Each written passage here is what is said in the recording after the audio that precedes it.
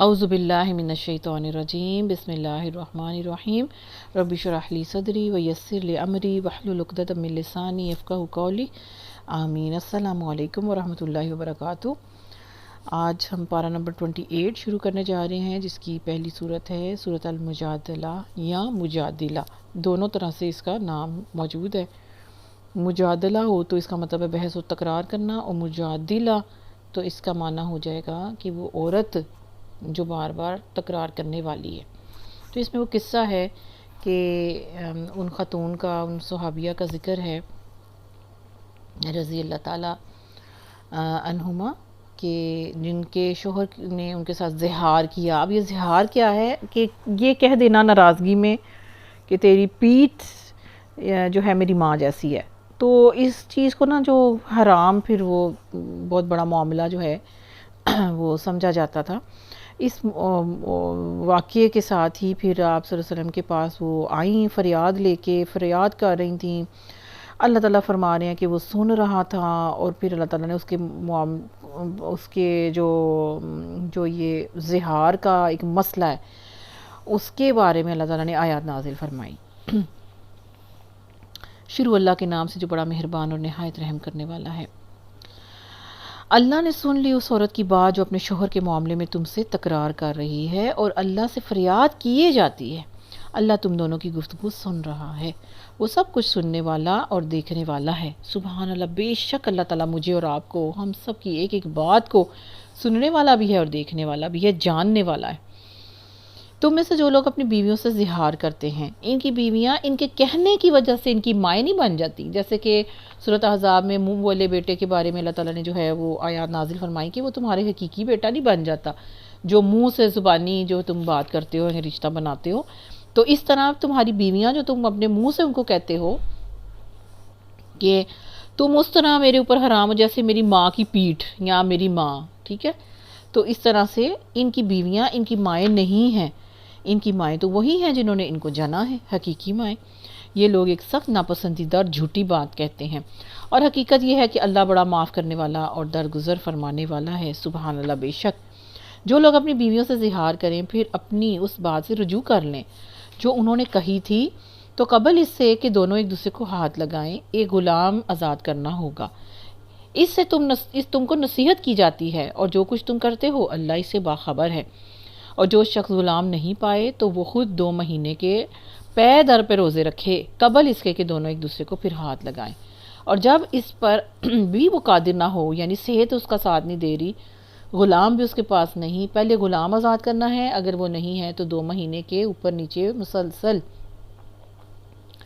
روزے رکھنے ہیں۔ اگر روزے نہیں رکھ سکتا وہ شخص، ٹھیک ہے، جس نے اپنی بیوی کے ساتھ زہار کیا ہے، تو پھر اگر وہ اس پہ بھی قادر نہیں تو پھر 60 مسکینوں کو کھانا کھلا دے۔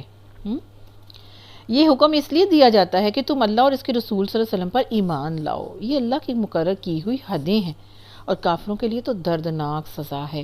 جو لوگ اللہ اور اس کے رسول صلی اللہ علیہ وسلم کی مخالفت کرتے ہیں کسی بھی پہلو میں، وہ اسی طرح ذلیل اور خوار کر دیے جائیں گے جس طرح ان سے پہلے کے لوگ ذلیل و خوار کیے جا چکے، یعنی جو نبی پاک صلی اللہ علیہ وسلم کی شریعت کو نہیں مانتے، جو آپ صلی اللہ علیہ وسلم کے احکامات کو نہیں مانتے، جو قرآن پاک کے اندر سے احکامات کو ڈینائی کرتے ہیں۔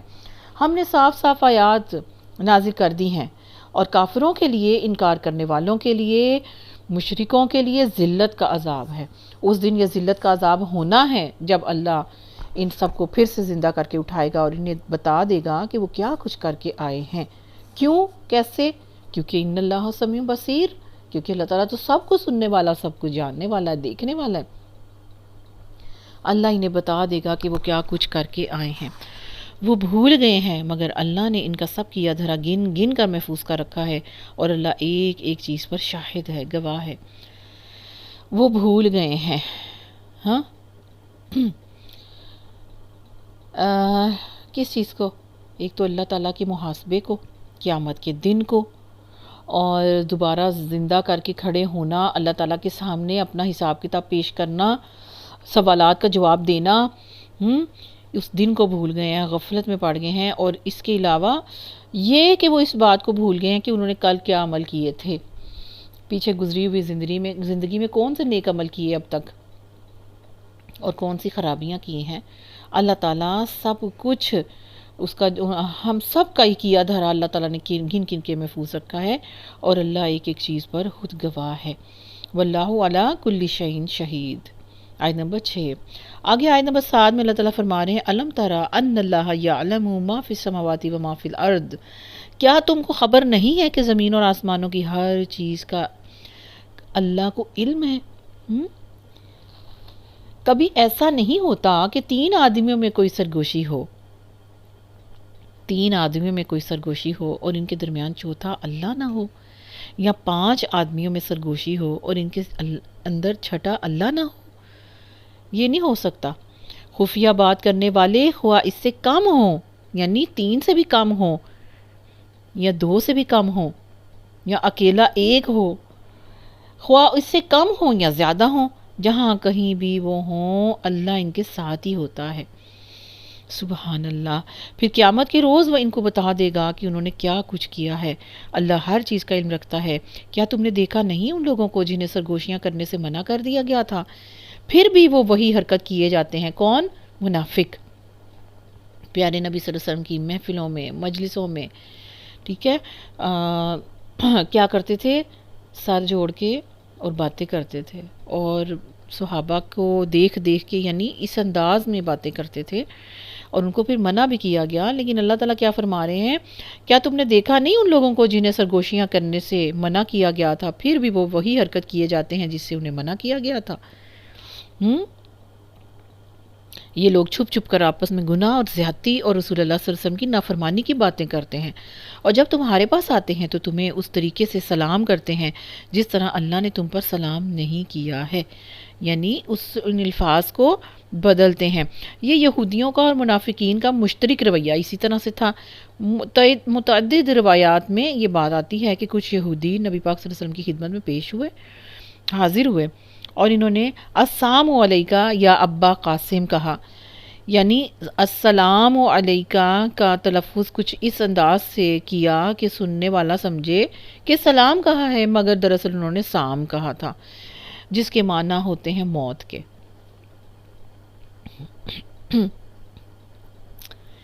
تو اس طرح سے وہ زبان کو ہیر پھیر کر کے اس طرح سے بات کرتے تھے اور اس طریقے پر سلام کرتے تھے۔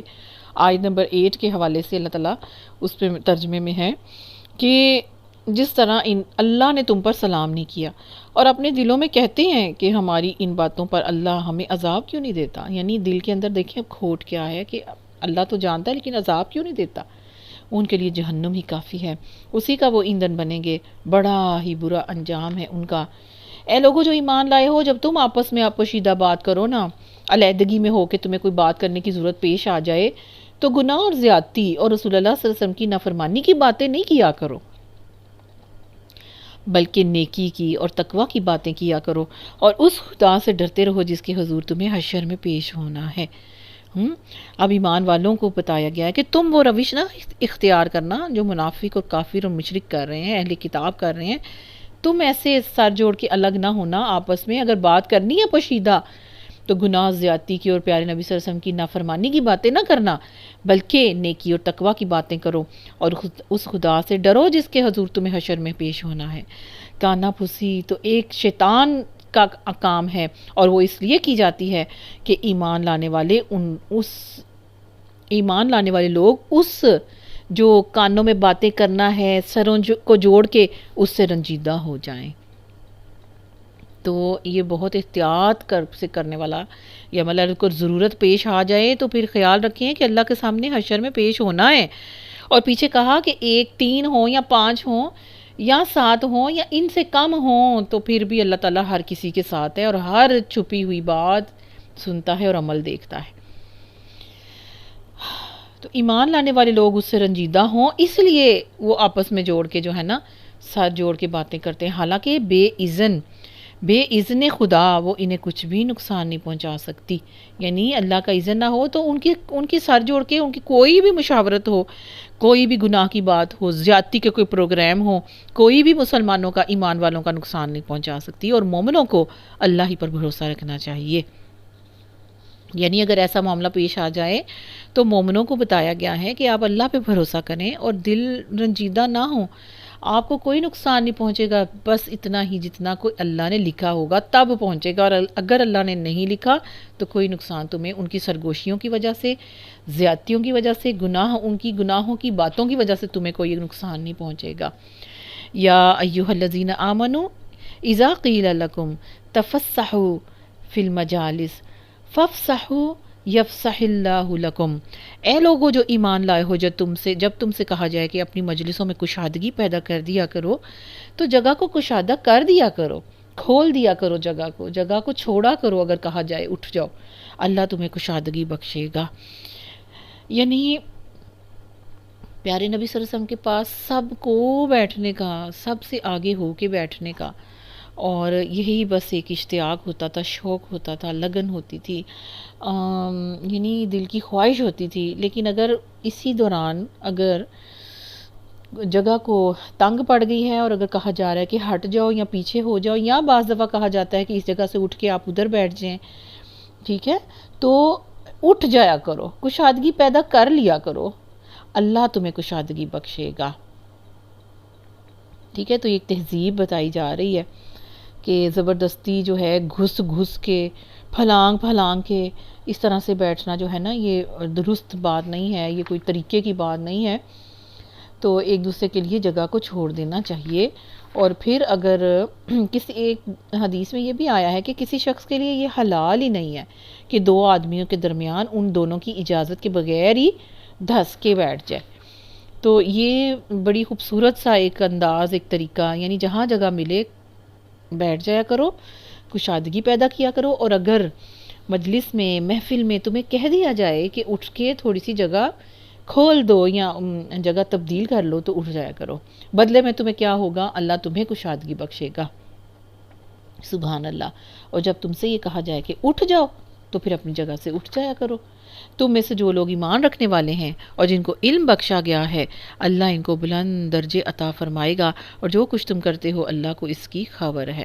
یعنی اصل چیز کیا ہے؟ ایمان رکھنا، علم اللہ تعالیٰ کا بخش دینا، اور وہ پیارے نبی صلی اللہ علیہ وسلم کے قریب بیٹھنے سے بھی، اور اگر ان کے کہنے پر اٹھ کے پیچھے جا کے بیٹھ جانے سے بھی اللہ تعالیٰ ایسے مومن بندوں کو جن کو ایمان دیتا ہے، علم بخشتا ہے، ان کے درجے بلند ہی بلند ہیں انشاءاللہ.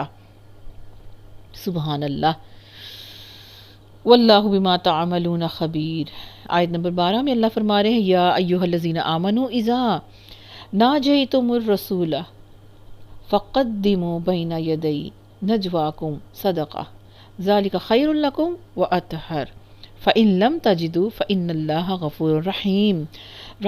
یعنی کہ اے لوگو جو ایمان لائے ہو، جب تم رسول اللہ صلی اللہ علیہ وسلم سے علیحدگی میں بات کرو تو بات کرنے سے پہلے کچھ صدقہ دے دیا کرو، یہ تمہارے لیے بہتر ہے اور پاکیزہ تر ہے. البتہ اگر تم صدقہ دینے کے لیے کچھ بھی نہیں پاؤ تو اللہ غفور الرحیم ہے. ہوتا کیا تھا؟ حضرت عبداللہ بن عباس رضی اللہ تعالیٰ عنہما اس حکم کی وجہ یہ بیان کرتے ہیں کہ مسلمان رسول اللہ صلی اللہ علیہ وسلم سے بہت زیادہ باتیں علیحدگی میں پوچھنے لگے تھے، حتیٰ کہ انہوں نے حضور صلی اللہ علیہ وسلم کو تنگ کر دیا. آخر کار اللہ تعالیٰ نے یہ چاہا کہ اپنے نبی پر سے یہ بوجھ ہلکا کر دے. تو زید بن اسلم رحمۃ اللہ علیہ کہتے ہیں کہ نبی پاک صلی اللہ علیہ وسلم سے جو شخص بھی علیحدگی میں بات کرنے کی درخواست کرتا، آپ اسے صلی اللہ علیہ وسلم اسے رد نہیں کرتے تھے. جس کا جی چاہتا تھا آ کے عرض کرتا کہ میں ذرا الگ بات کرنا چاہتا ہوں تو آپ صلی اللہ علیہ وسلم اسے موقع دے دیتے. یہاں تک کہ بہت سے لوگ ایسے معاملات میں فردن آپ صلی اللہ علیہ وسلم کو تکلیف دینے لگے. یعنی آپ پہ ظاہر تنگی آنے لگی، تھکن کے آثار تھے، اور الجھن بھی اگر ہو رہی ہے یا آپ صلی اللہ علیہ وسلم کے دل میں کچھ الجھن ہے تو آپ صلی اللہ علیہ وسلم پھر بھی لوگوں کو منع نہیں کرتے تھے. تو اس وجہ سے پھر اللہ تعالیٰ نے وہ زمانہ ایسا تھا کہ جس میں سارا ہی عرب مدینے کے خلاف کھڑا جو ہے نا جنگ کے لیے تیار تھا. تو بعض اوقات کسی شخص کی اس طرح کی سرگوشی کے بعد شیطان لوگوں کے کان میں بھی یہ پھونک دیتا کہ یہ دیکھو فلاں قبیلے کے حملہ آور ہونے کی خبر یہ لے کے آیا تھا، اور اس سے مدینے کے اندر جو ہے افواہوں کا بس اس طریقے سے بازار گرم ہو جاتا. اور دوسری طرف اسی حرکت کی وجہ سے منافقین کو یہ کہنے کا موقع مل جاتا کہ پیارے نبی صلی اللہ علیہ وسلم تو بس جو کہتا ہے نا اسی کی بات سن لیتے ہیں، ٹھیک ہے۔ تو اللہ تعالیٰ نے پھر بہت سی ایسی وجوہات تھیں جس کی وجہ سے اللہ تعالیٰ نے پھر صدقے کا حکم لگایا۔ دوسری طرف کیا ہوا، حضرت علی رضی اللہ تعالیٰ عنہ فرماتے ہیں کہ جب یہ حکم اترا کہ علیحدگی میں بات کرنا چاہو تو پہلے صدقہ کر لیا کرو، تو پیارے نبی صلی اللہ علیہ وسلم نے مجھ سے پوچھا کہ کتنا صدقہ مقرر کیا جائے، کیا 1 دینار؟ میں نے عرض کیا کہ یہ تو لوگوں کی طاقت سے زیادہ ہے۔ آپ صلی اللہ علیہ وسلم نے فرمایا نصف دینار۔ میں نے عرض کیا کہ لوگ اس کی بھی قدرت نہیں رکھتے۔ فرمایا پھر کتنا؟ میں نے عرض کیا بس 1 جو برابر سونا۔ فرمایا تم نے تو بڑی کم مقدار کا مشورہ دیا ہے۔ ایک دوسری روایت میں حضرت علی رضی اللہ تعالیٰ عنہ فرماتے ہیں کہ قرآن کی یہ ایک ایسی آیت ہے جس پر میرے سوا کسی نے عمل نہیں کیا۔ اس حکم کے آتے ہی میں نے صدقہ پیش کیا اور ایک مسئلہ آپ صلی اللہ علیہ وسلم سے پوچھ لیا، اور دوسرا حکم اس کی تھوڑی مدت کے بعد نازل ہوا، اور اس دوسرے حکم میں اس نے صدقے کے وجوب کو منسوخ کر دیا گیا، کیونکہ قتادہ رحمۃ اللہ علیہ کہتے ہیں کہ 1 دن سے بھی کم مدت تک باقی رہا پھر منسوخ کر دیا گیا۔ کوئی کہتے ہیں کہ 10 دن تک رہا، تو یہ زیادہ سے زیادہ اس حکم کی بقا کی مدت اتنی ہے کہ 3 سے 10 9 دن بس۔ تو بس اس کے بعد پھر اللہ تعالیٰ نے کیا فرمایا کہ اگر جس کے اندر طاقت ہی نہیں صدقہ دینے کی تو پھر اللہ تعالیٰ غفور الرحیم ہے۔ کیا تم ڈر گئے ہو اس بات سے کہ تخلیے میں گفتگو کرنے سے پہلے تم صدقات دینے ہوں گے؟ یعنی اب تم مسائل پوچھنا ہی چھوڑ گئے اور تم اس چیز سے تم ڈر گئے ہو کہ تمہیں صدقہ دینا پڑے گا اور تمہارے پاس ہے ہی نہیں۔ اچھا اگر تم ایسا نہ کرو اور اللہ نے تم کو اس سے معاف کر دیا، یعنی پھر یہ منسوخ ہو گیا ساتھ ہی فوراً ہی کچھ 1 ہفتے کے اندر، تم نماز قائم کرتے رہو، ہمیشہ زکوٰۃ دیتے رہو اور اللہ اور اس کے رسول صلی اللہ علیہ وسلم کی اطاعت کرتے رہو، تم جو کچھ بھی کرتے ہو اللہ اس سے باخبر ہے۔ اب دیکھیں ہر نیکی کا کام جو ہے نا وہ صدقہ ہے، ٹھیک ہے۔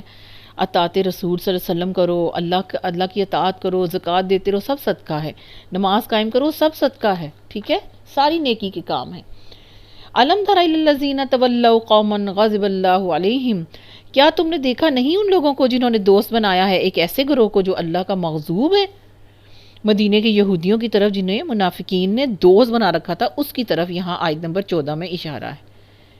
ورنہ وہ نہ تو تمہارے اور نہ ان کے، اور نہ وہ جان بوجھ کر جھوٹی بات پر قسمیں کھاتے ہیں، یعنی وہ کسی کے بھی نہیں ہیں، وہ نہ تمہارے ہیں نہ ہی ان کے ہیں۔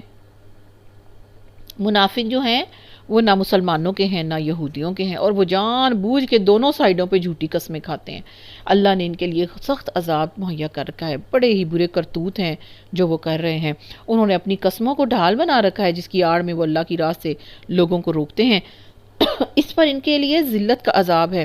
اللہ نے بچانے کے لیے نہ ان کے پاس کچھ کا، اللہ سے بچانے کے لیے نہ ان کے مال ان کے کچھ کام آئیں گے اور نہ ہی ان کی اولاد، اور وہ دوزخ کے یار ہیں، اسی میں وہ ہمیشہ رہیں گے۔ جس روز اللہ ان سب کو اٹھائے گا وہ اس کے سامنے بھی اسی طرح ہی قسمیں کھائیں گے جس طرح تمہارے سامنے پیارے نبی صلی اللہ علیہ وسلم کھاتے ہیں، اور اپنے نزدیک یہ سمجھیں گے کہ اس سے ان کا کچھ کام بن جائے گا۔ خوب جان لو وہ پرلے درجے کے جھوٹے ہیں، شیطان ان پہ اصل میں مسلط ہو چکا ہے اور اس نے خدا کی یاد ان کے دل سے بھلا دی ہے۔ وہ شیطان کی پارٹی کے لوگ ہیں، حزب الشیطان ہیں، خبردار رہو۔ الا ان حزب الشیطان ہم الخاسرون، یہ جو شیطان والے ہیں، یہ شیطان کی جو پارٹی والے ہیں، یہی خسارے میں رہنے والے ہیں۔ یقیناً ذلیل ترین مخلوقات میں سے یہی ہیں وہ لوگ جو اللہ اور اس کے رسول صلی اللہ علیہ وسلم کا مقابلہ کرتے ہیں۔ اللہ نے لکھ دیا ہے کہ میں اور میرے رسول غالب ہو کر ہی رہیں گے انشاءاللہ۔ فی الواقعہ اللہ زبردست اور زور آور ہے۔ تم کبھی یہ نہیں پاؤ گے کہ جو لوگ اللہ اور آخرت پر ایمان رکھنے والے ہیں وہ ان لوگوں سے محبت کرتے ہیں جنہوں نے اللہ اور اس کے رسول صلی اللہ علیہ وسلم کی مخالفت کی ہے، خواہ وہ ان کے باپ ہوں اور ان کے بیٹے ہوں یا ان کے بھائی ہوں یا ان کے اہل خاندان ہوں۔ یہ وہ لوگ ہیں جن کے دلوں میں اللہ نے ایمان ثبت کر دیا ہے۔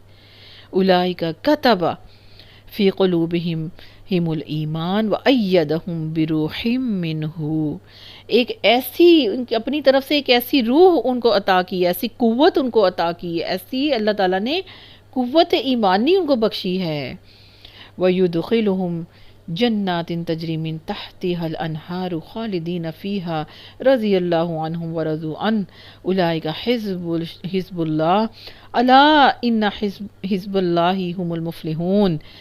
سبحان اللہ، یہ کون سی پارٹی ہے؟ یہ صحابہ کرام کی، یہ سارے کون ہیں؟ یہ صحابہ کرام ہیں رضی اللہ تعالی عنہم اجمعین۔ اللہ تعالیٰ فرما رہے ہیں کہ یہ وہ لوگ ہیں جن کے دلوں میں اللہ نے ایمان ثبت کر دیا، اور وہ اپنی طرف سے ایک روح عطا کر کے ان کو قوت بھی بخشی ہے اللہ نے، اور وہ ان کو ایسی جنتوں میں داخل کرے گا جن کے نیچے نہریں بہتی ہوں گی، ان میں وہ ہمیشہ رہیں گے۔ اللہ ان سے راضی ہوا اور وہ اللہ سے راضی ہوئے، وہ اللہ کی پارٹی کے لوگ ہیں۔ خبردار رہو، اللہ کی پارٹی والے ہی فلاح پانے والے ہیں۔ سورہ مجادلہ کمپلیٹ ہوئی، آگے سورت ہے سورت الحشر۔ سورت الحشر جو ہے بس بخاری و مسلم میں حضرت سعید بن جبیر رضی اللہ تعالیٰ عنہ کی روایت میں ہے کہ میں نے حضرت عبداللہ بن عباس رضی اللہ تعالیٰ عنہما سے سورہ حشر کے متعلق پوچھا تو انہوں نے بتایا کہ یہ غزوہ بنی نذیر کے بارے میں نازل ہوئی تھی، جس طرح سورہ انفال غزوہ بدر کے بارے میں نازل ہوئی۔ ٹھیک ہے، تو یہ غزوہ بنی نذیر جو ہے یثرب میں آباد ہونے والے قبائل میں سے بنی نذیر اور بنی قریظہ زیادہ ممتاز تھے۔ ٹھیک ہے، جو کہ کیونکہ وہ کاہنوں کے طبقے میں سے تھے اور انہیں یہودیوں میں بہت ہی اونچا نسب مانا جاتا تھا، بنی نذیر اور بنی قریظہ کو۔ تو ان کے ساتھ جو قبائل کے ساتھ جو ہے سابقہ پیش آیا، تو ایک تو یہ کہ بڑا یہ غم میں تھے، بہت زیادہ نبی پاک صلی اللہ علیہ وسلم کے ساتھ عداوت میں پہلے ہی سے تھے، اور آپ صلی اللہ علیہ وسلم کے ساتھ انہوں نے جو ان کو ستا رکھا تھا، عرب کو وہ امی کہتے تھے، بڑا تذلیل کیا کرتے تھے، جاہل وحشی کہا کرتے تھے۔ انہی میں سے جب پیارے نبی صلی اللہ علیہ وآلہ وسلم کو جو ہے پیدا کیا گیا، تو بس پھر انہوں نے اپنے ان کے جو حالات کیا تھے، سارے کاروبار ان کے سود خواری تھی، اور اسی سود کے اندر انہوں نے تمام عرب والوں کو پھانس رکھا تھا۔ اتنے عرصے سے وہ یہاں پر آ کے بیٹھے ہوئے تھے، آخری نبی کا انتظار کر رہے تھے، تو اپنے اس سود کی وجہ سے انہوں نے عربوں کو معاشی حیثیت سے کھوکھلا کر کے رکھا ہوا تھا، اور بڑی ٹھاٹھ میں وہ رہتے تھے، شیخی بگاڑنے کی ان کی بڑی جو ہے بیماری ان کو لگی ہوئی تھی۔ ٹھیک ہے، تو اسی طرح سے پھر جو ہے بنی نذیر کا سردار کعب بن اشرف جو ہے وہ چیخ اٹھا کہ خدا کی قسم اگر محمد صلی اللہ علیہ وسلم ان اشراف عرب کو قتل کر دیا ہے تو زمین کا پیٹ ہمارے لیے اس کی پیٹھ سے زیادہ بہتر ہے۔ کب کہا اس نے؟ معاہدے ختم ہونے کے بعد۔ اب بغض جو ہے وہ جب سامنے آنا شروع ہو گیا، اور مدینے میں پہلے ہی افواہیں اڑنی شروع ہو گئی تھی کہ رسول اللہ صلی اللہ علیہ وسلم شہید ہو گئے جب مکہ فتح، اس کے بعد احد کے بعد نا۔ ٹھیک ہے، تو مسلمانوں کو شکست فاش ہوئی۔ ابو جہل کی قیادت میں قریش کا لشکر مدینے کی طرف بڑھا چلا آ رہا تھا، لیکن جب نتیجہ ان کی امیدوں اور تمناؤں کے خلاف نکلا، بدر میں بھی تو غم اور غصے کے مارے وہ پھٹ پڑے۔ ٹھیک ہے، اور پھر اس نے اس طرح کی بات کی جلن میں۔ یہودیوں کا پہلا قبیلہ جس نے اجتماعی طور پر جنگ بدر کے بعد کھلم کھلا معاہدہ توڑا تھا وہ بنی قینقاع تھا۔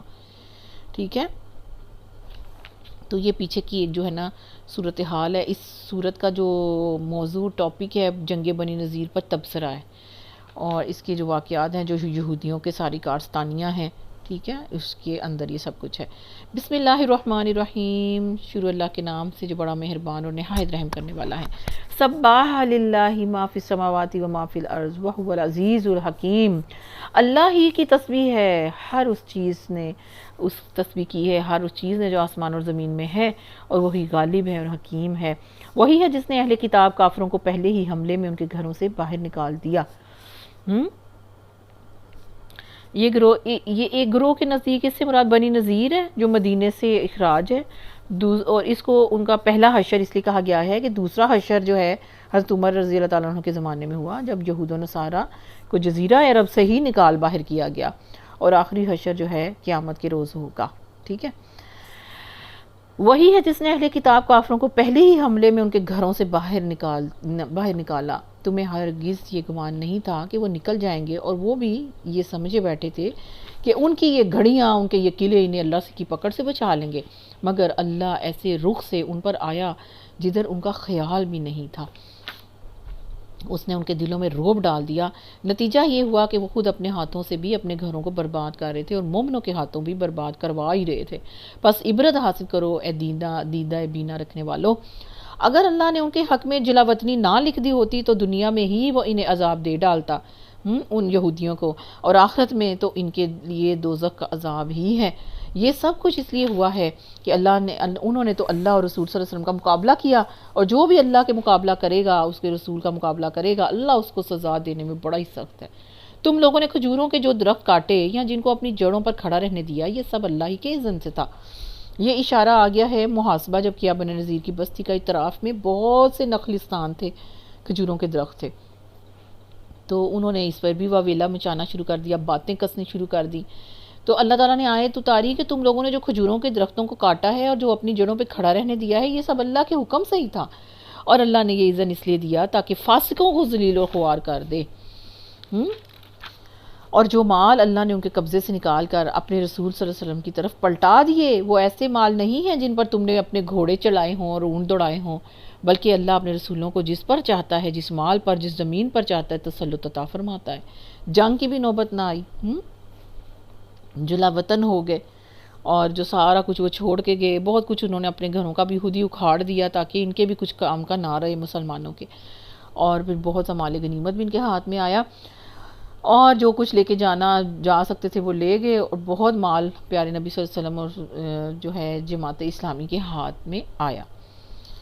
اور اللہ ہر چیز پر قادر ہے، جو کچھ بھی اللہ ان بستیوں کے لوگوں سے اپنے رسول صلی اللہ علیہ وسلم کی طرف پلٹا دے، وہ اللہ، رسول اور رشتہ داروں، یتامہ، مساکین اور مسافروں کے لیے ہے صلی اللہ علیہ وسلم، تاکہ وہ تمہارے مالداروں ہی کے درمیان گردش نہ کرتا رہے۔ یعنی یہ پھر کیا ہو، یہ اچھی طرح سے سارا مال فی جو ہے، غنیمت اور فے کا حکم الگ الگ دیا۔ غنیمت کا حکم سورۃ انفال میں گزر چکا ہے، اس کے 5 حصے کیے جائیں گے، 4 حصے لڑنے والی فوج میں تقسیم کیے جائیں گے اور 1 حصہ بیت المال میں داخل کیا جائے گا۔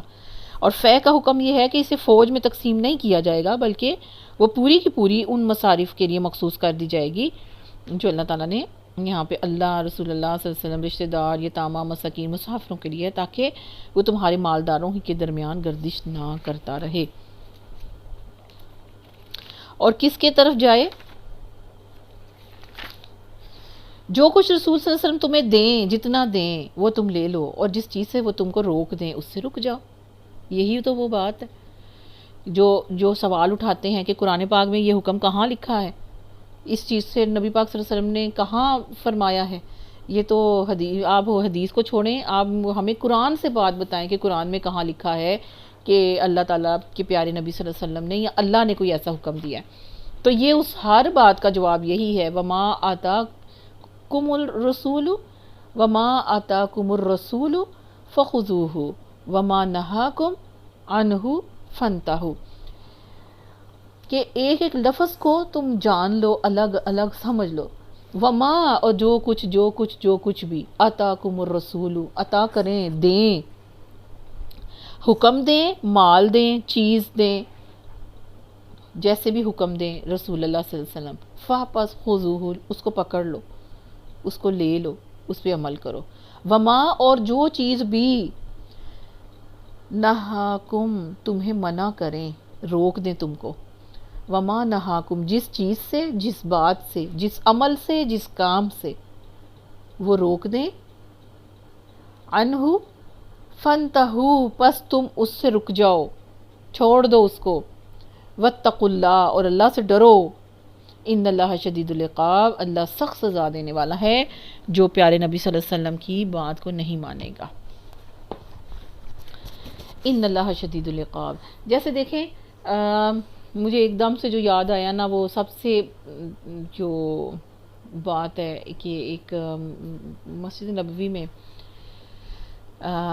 پیارے نبی صلی اللہ علیہ وسلم کی پیاری مسجد میں ایک خاتون کو میں نے دیکھا، بہت عرصہ پہلے کی بات ہے، تو وہ بالکل نا یوں اونٹ کی کوہان کی طرح اس نے اسکارف کے نیچے جو ہے نا وہ لگایا ہوا، جو کہ ایک حدیث کے مطابق ہے کہ بختی اونٹنیوں کی طرح جو ہے نا وہ یہ کر کے جو اوپر بال بنانا وہ منع ہے، ٹھیک ہے۔ اب اس عورت کو نہ نکلتے نکلتے، لڑکی تھی، اس کو نکلتے نکلتے مسجد کے اندر سے میں نے کہا کہ حرام حرام حرام، تو کہتی ہے کہ کہاں لکھا ہے قرآن میں، قرآن میں کہاں لکھا ہے، ٹھیک ہے۔ تو یہ ایک عام چیز ہے، قرآن میں کہاں لکھا ہے؟ قرآن میں نہیں لکھا، حدیث پاک میں موجود ہے۔ اگر حدیث کو نہیں مان رہے ہو تم، منکر حدیث ہو، ہاں، تو پھر تم قرآن پاک کی اس آیت کی طرف آؤ کہ جو کچھ تمہیں رسول اللہ صلی اللہ علیہ وسلم دیں اس کو لے لو، اور جس چیز سے تم کو وہ روکیں اس سے تم رک جاؤ۔ واتقوا اللہ، اللہ سے ڈر جاؤ، ان اللہ شدید العقاب، اللہ بہت سخت سزا دینے والا ہے۔ للفقراء المہاجرین، نیز وہ مال جو مال فی ہیں، ان غریب مہاجرین کے لیے ہے جو اپنے گھروں جائیدادوں سے نکال باہر کیے گئے ہیں۔ یہ لوگ اللہ کے فضل اور اس کی خوشنودی چاہتے ہیں اور اللہ اور اس کے رسول صلی اللہ علیہ وسلم کی حمایت پر کمر بستہ رہتے ہیں۔ کون؟ اصحاب صفہ، وہ جو ہر وقت قرآن اور حدیث کی تعلیم کے اندر ہوتے تھے، وہ جو مسجد نبوی کے چبوترے پر، اس جگہ پر، اس پہلی اسلامک یونیورسٹی کے اندر، اس مدرسے کے اندر، اس انسٹیٹیوٹ کے اندر شریعت کی تعلیم حاصل کر رہے تھے، گٹلیاں چوس کے کھجور کی، اور جو کچھ بھی ان کو روکھی سکھی ملتی تھی اس پہ گزارا کرتے تھے، اور پورا فوکس کس پہ ہوتا تھا؟ نہ تن پہ کپڑا مکمل ہے، ہڈیوں والے ان کے جسم ہے، نہ چھت مکمل ہے، نہ گھر ہے، نہ کچھ ہے، صرف اللہ تعالیٰ کے پیارے نبی صلی اللہ علیہ وسلم کی ایک پکار پہ وہیں پر تلوار لیتے تھے اور نکل پڑتے تھے جہاں پر بھی نبی صلی اللہ علیہ وسلم کا اشارہ ہوتا تھا۔ تو ان کا سب سے پہلے حق اللہ تعالیٰ نے رکھا ہے۔ وہ لوگ اللہ کا فضل اور اس کی خوشنودی چاہتے ہیں اور اللہ اور اس رسول صلی اللہ علیہ وسلم کی حمایت میں کمر بستہ رہتے ہیں، ہر وقت تیار رہتے ہیں۔ یہی راست باز لوگ ہیں، وہ صحابہ کرام کا ٹولہ، اور وہ ان لوگوں کے لیے بھی ہے جو ان مہاجرین کی آمد سے پہلے ہی ایمان لا کر دارالہجرت میں مقیم ہیں، ٹھیک ہے۔ کون سے مہاجرین ہیں؟ مکہ۔ یہ ان لوگوں سے محبت کرتے ہیں جو ہجرت کر کے ان کے پاس آئے ہیں، اور جو کچھ بھی ان کو دے دیا جائے اس کی کوئی حاجت تک یہ اپنے دلوں میں محسوس نہیں کرتے، اور اپنی ذات پر دوسروں کو ترجیح دیتے ہیں، خواہ اپنی جگہ خود محتاج ہوں۔ اب ہر طرح جو مسلمان ہیں، جو صحابہ کرام ہیں، اصل میں یہ ان کا یہاں پر ہمیں آنکھوں سے دیکھنا چاہیے کہ کیسا منظر ہے جو مدینے میں بنا ہوا ہے، جو ان کو ویلکم کرنے والے ہیں۔ انصار مدینہ دل کھول کر اپنے آپ کو محتاج ہوتے ہوئے بھی دوسروں کی ضرورت کا خیال رکھنے والے ہیں، دوسروں کو ترجیح دینے والے ہیں، اپنے دلوں میں محسوس نہیں کرتے کوئی بھی حاجت، کوئی طلب، بلکہ دوسرے کا احساس کرتے ہیں۔ جو ہجرت کر کے پہلے ان کے پاس آ چکے ہیں وہ بھی، وہ طبقہ بھی، اور جو بعد میں آنے والے مہاجرین ہیں وہ بھی، اور پھر یہ بھی جو اللہ کا فضل و خوشنودی کے لیے صرف پیارے نبی صلی اللہ علیہ وسلم کے ایک ہی اس حکم کے لیے ہر وقت تیار رہتے تھے، غریب مہاجرین کے اندر سے تھے۔ حقیقت یہ ہے کہ جو لوگ اپنے دل کی تنگی سے بچا لیے گئے وہی فلاح پانے والے ہیں۔ سبحان اللہ۔ اللہ تعالیٰ مجھے اور آپ کو بھی دل کی وسعتیں عطا فرمائے، شرح صدر عطا فرمائے، اللہ تعالیٰ بڑا دل عطا فرمائے، بخیلی سے، کنجوسی سے اللہ تعالیٰ مجھے اور آپ کو معاف رکھے، دل کا اللہ غنی بنائے، دل کی وسعتیں عطا اللہ تعالیٰ فرمائے، اور ان فلاح پانے والے لوگوں میں اللہ تعالیٰ مجھے اور آپ کو نمایاں کامیابی عطا فرمائے، آمین۔ والذین جاءوا من بعدہم، اور وہ ان لوگوں کے لیے بھی ہے وہ مال جو ان اگلوں کے بعد آئے ہیں، جو کہتے ہیں کہ اے ہمارے رب ہمیں اور ہمارے ان سب بھائیوں کو بخش دے جو ہم سے پہلے ایمان لائے ہیں، اور ہمارے دلوں میں اہل ایمان کے لیے کوئی بغض نہ رکھ، اور اے ہمارے رب تو بڑا مہربان اور رحیم ہے۔ بے شک سبحان اللہ۔ اب آپ دیکھیں کہ یہ صحابہ کرام کے دلوں کی اجلا پن، ان کے اندر کی تمام کیفیات، ان کی سوچ، ان کے دل کی کیفیات، ان کے دل کے رجحانات، ان کی دل کے اندر کی پاکیزگی، ان کے بغض سے دوری۔ اہل ایمان کون ہے یہاں پر بھلا؟ کون ہے قرآن پاک کے اندر لکھے ہوئے اہل ایمان؟ صحابہ کرام تمام کے تمام جو ان کے اندر آ رہے ہیں۔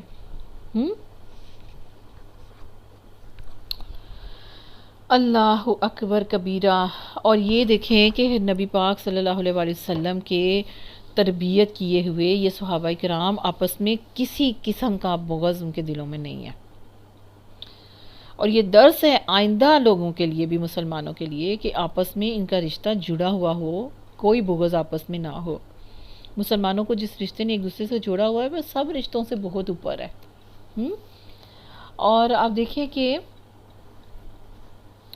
ایک دفعہ پھر آپ دیکھ لیجئے کہ اے ہمارے رب ہمیں اور ہمارے ان سب بھائیوں کو بخش دے جو ہم سے پہلے ایمان لائے ہیں، اور ہمارے دلوں میں اہل ایمان کے لیے کوئی آپس کا بغض نہ رکھ. اے ہمارے رب تو بڑا مہربان ہے، تو بڑا رحیم ہے. سبحان اللہ.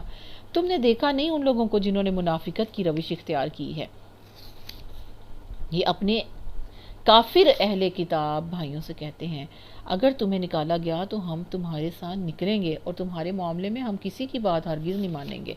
یعنی یہ جو منافق ہیں، یہ منافقوں کا عبداللہ بن ابی کا جو جتھا ہے، یہ کافر اہل کتاب کو جا کے یہ کہتے ہیں کہ اگر تمہیں پیارے نبی صلی اللہ علیہ وسلم مسلمان جو ہیں تمہیں اگر مدینے سے باہر نکالتے ہیں تو ہم بھی تمہارے ساتھ نکل جائیں گے اور تمہارے معاملے میں ہم کسی کی بات نہیں مانیں گے، اور اگر تم سے یہ جنگ کرتے ہیں تو ہم تمہاری مدد کریں گے.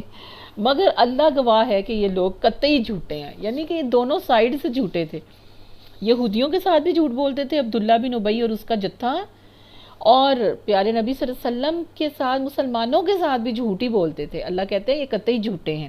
اگر وہ نکالے بھی گئے نا تو یہ ان کے ساتھ ہرگز نہیں نکلیں گے، اور اگر ان کے ساتھ جنگ کی گئی تو یہ کبھی بھی ان کی مدد نہیں کریں گے، اس وجہ سے کہ ان کو تو دونوں طرف سے اپنے سر کی فکر ہے بس.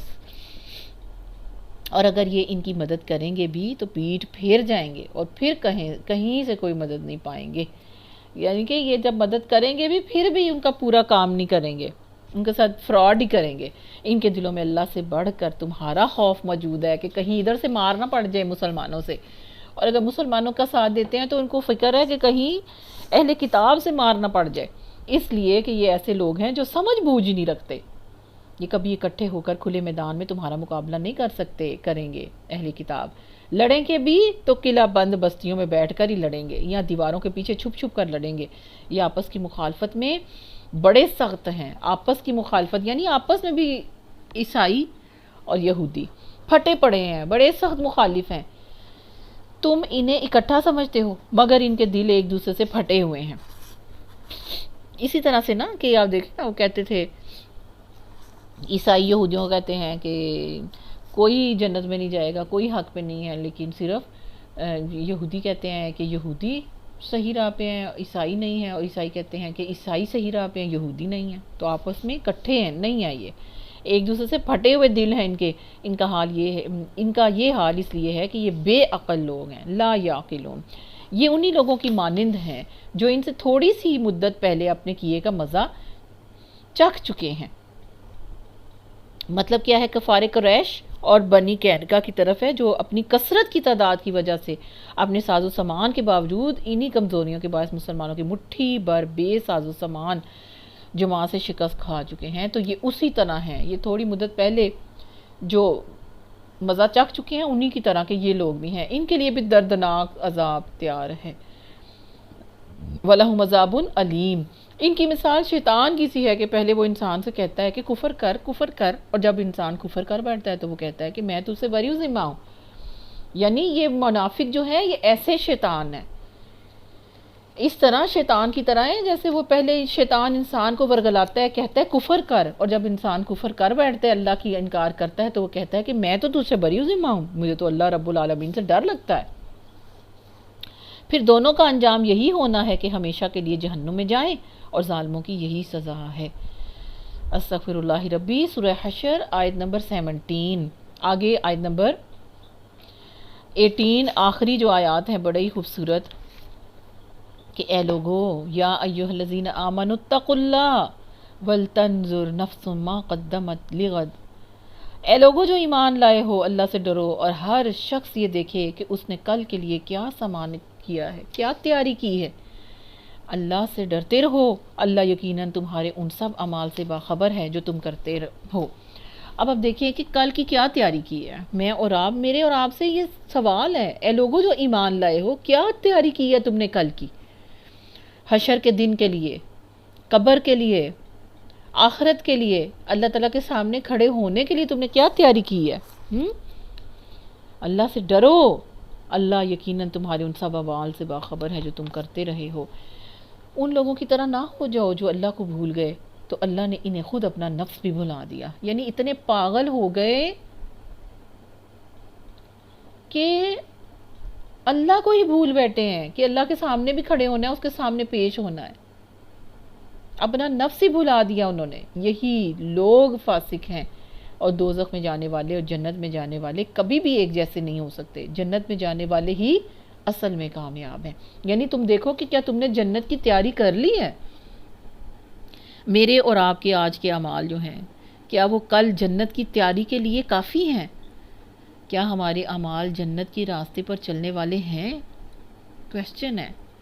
آج جو فتنوں کے دور سے میں اور آپ گزر رہے ہیں، آج جو ہم مسلمانوں کے جسارتیں اتنی بڑھ گئی ہیں، ہماری زبانیں اتنی کھل گئی ہیں کہ ہم بغیر کسی علم کے، بغیر کسی سمجھ اور بوجھ کے، بغیر علم کے ہم اتنی بزرگ، اتنی بڑی بڑی ہستیوں کو جو ہے وہ کیسے بلاتے ہیں، کیسے ان کا ذکر کرتے ہیں، اور کیسے ان کے ذکر، ان کی تذلیل کر رہے ہیں۔ اصل میں کس طرح سے ان کو اپنی گفتگوؤں میں ہم بحث کر رہے ہیں، کس طرح سے ہم گھسیٹ رہے ہیں بے عقلوں کی طرح، اور اس بات سے بالکل نہ ڈر ہیں کہ کل کو اگر اسی بات پر پکڑ ہو گئی تو ہمارا کیا بنے گا؟ ہمارے پاس تو علم ہی نہیں ہے، تو بغیر علم کے بات کرنے کی ضرورت کیا ہے؟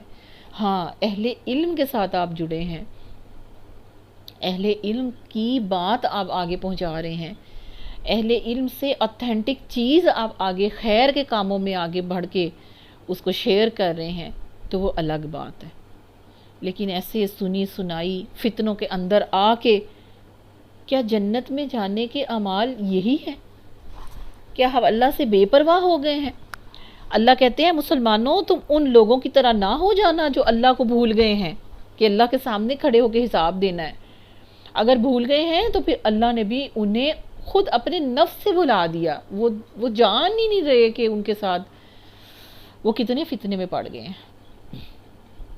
ان کو سمجھ ہی نہیں آ رہی کہ کیا حق ہے اور کیا باطل ہے، ان کو یہ سمجھ ہی نہیں آ رہی کہ وہ اپنے نفس کو کتنی بڑی مصیبت میں ڈال چکے ہیں، اور ایسے نہ ڈر ہو کے ایسی جسارتیں کر رہے ہیں۔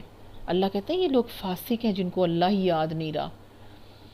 پھر آگے اللہ فرماتے ہیں اگر ہم نے یہ قرآن کسی پہاڑ پر بھی اتار دیا ہوتا تو تم دیکھتے کہ وہ اللہ کے خوف سے دبا جا رہا ہے اور پھٹا پڑتا ہے۔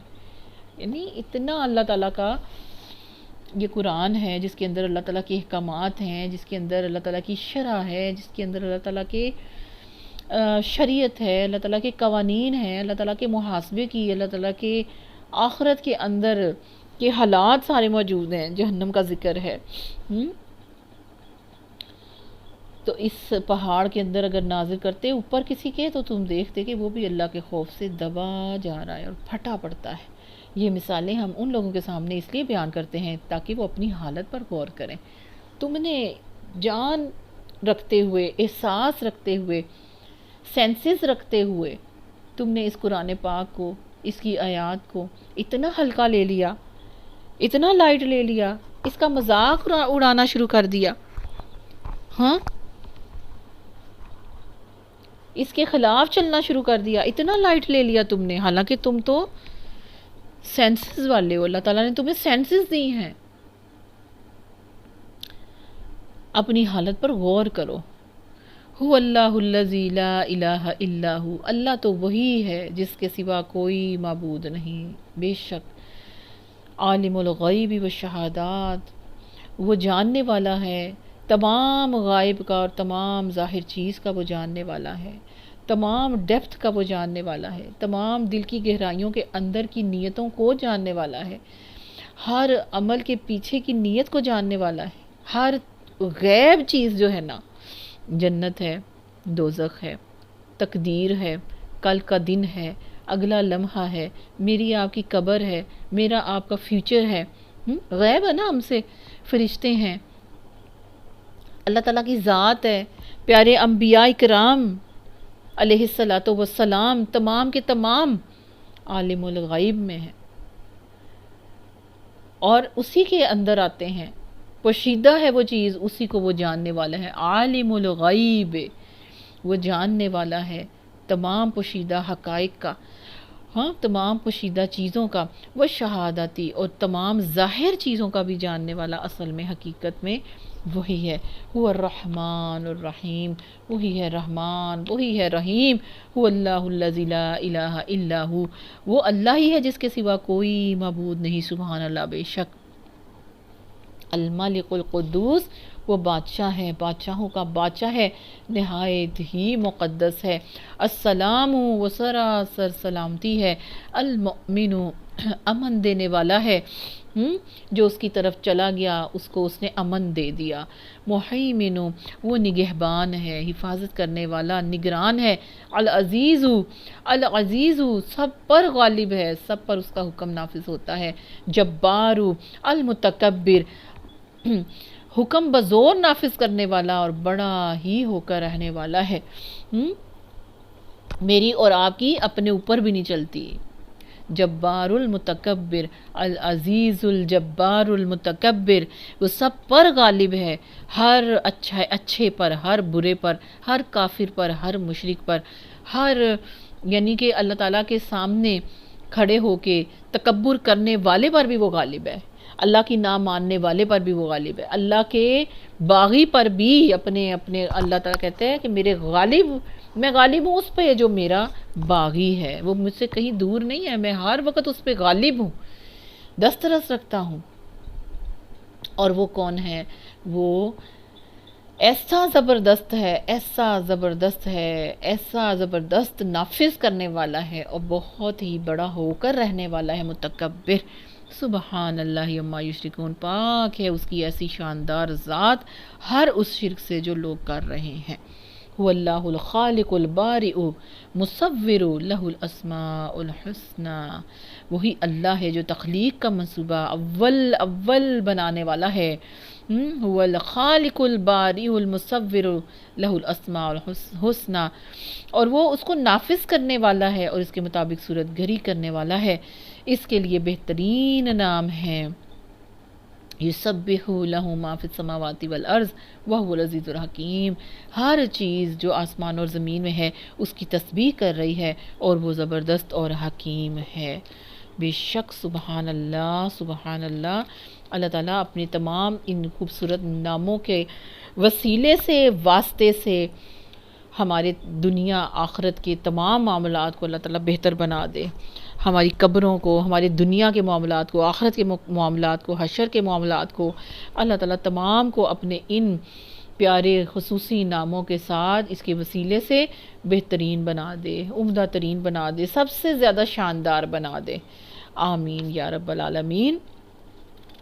سورۃ الممتحنہ اگلی سورت ہے، اس سورت کی آیت نمبر 10 میں اس کا حکم آیا کہ جو عورتیں ہجرت کر کے آئیں اور مسلمان ہونے کا دعویٰ کریں، ان کا امتحان لیا جائے، ٹھیک ہے، تو اس کا معنی ہے امتحان لینے والی سورت۔ بسم اللہ الرحمن الرحیم، یا ایھا الذین آمنوا لا تتخذوا عدوی وعدوکم اولیاء تلقون الیہم بالمودۃ وقد کفروا بما جاءکم من الحق یخرجون الرسول وإیاکم ان تؤمنوا باللہ ربکم ان کنتم خرجتم جہادا فی سبیلی وابتغاء مرضاتی۔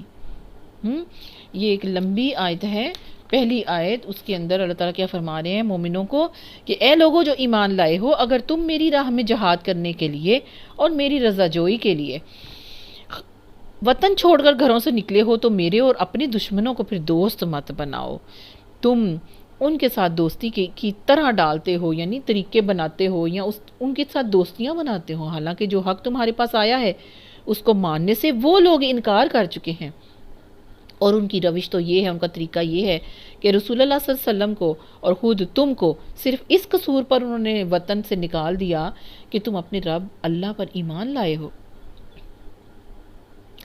تم چھپا کر ان کو دوستانہ پیغام بھیجتے ہو، حالانکہ جو کچھ تم چھپا کر کرتے ہو، جو اعلانیہ کرتے ہو، ہر چیز کو میں خوب جانتا ہوں۔ اس میں اب کیا بات آ گئی ہے؟ حضرت حاتب رضی اللہ تعالیٰ عنہ کا خط پکڑا گیا جو انہوں نے مشرکین مکہ کے نام لکھا تھا، اور جو جنگی جو قصہ یہ ہے کہ جب قریش کے لوگوں نے صلح حدیبیہ کا معاہدہ توڑ دیا تو پیارے نبی صلی اللہ علیہ وسلم نے مکہ معظمہ میں چڑھائی کی تیاریاں شروع کر دیں، مگر چند مخصوص صحابہ رضی اللہ تعالیٰ عنہم کے سوا کسی کو یہ نہ بتایا کہ آپ صلی اللہ علیہ وسلم کس مہم پر جانا چاہتے ہیں۔ اتفاق سے اسے زمانے میں مکہ معظمہ سے ایک عورت آئی ہوئی تھی جو پہلے بنی عبد المطلب کی لونڈی تھی اور پھر آزاد ہو کر گانے بجانے کا کام کرنے لگی۔ اس نے آ کر نبی پاک صلی اللہ علیہ وسلم سے اپنی تنگ دستی کی شکایت کی اور کچھ مدد مانگی۔ آپ صلی اللہ علیہ وسلم نے عبد المطلب اور بنی مطلب سے اپیل کی کہ اس کی حاجت پوری کریں۔ جب وہ مکہ جانے لگی تو حضرت حاتب رضی اللہ تعالیٰ عنہ اس سے ملے اور اس کو چپکے سے ایک خط دیا کہ سرداران مکہ کے نام کر کے، اور اس کو 10 دینار بھی دیے تاکہ وہ راز فاش نہ کرے اور چھپا کر یہ خط ان لوگوں تک لے جائے۔ ابھی وہ مدینے سے روانہ ہی ہوئی تھی کہ اللہ تعالیٰ نے نبی پاک صلی اللہ علیہ وسلم کو اس سے باخبر کر دیا۔ آپ صلی اللہ علیہ وسلم نے فوراً حضرت علی رضی اللہ تعالیٰ عنہ، حضرت زبیر رضی اللہ تعالیٰ عنہ اور حضرت مقداد بن اسود رضی اللہ تعالیٰ عنہ کو اس عورت کے پیچھے بھیجا اور حکم دیا کہ تیزی سے جاؤ۔ ابھی وہ مدینے سے 12 میل بجانب مکہ پہنچے گی اور تمہیں ایک عورت ملے گی جس کے پاس مشرکین کے نام حاتب کا ایک خط ہے۔ جس طرح بھی ہو اس خط کو واپس حاصل کرو، اگر وہ دے دے تو اسے چھوڑ دینا، نہ دے تو پھر اس کو قتل کر دینا۔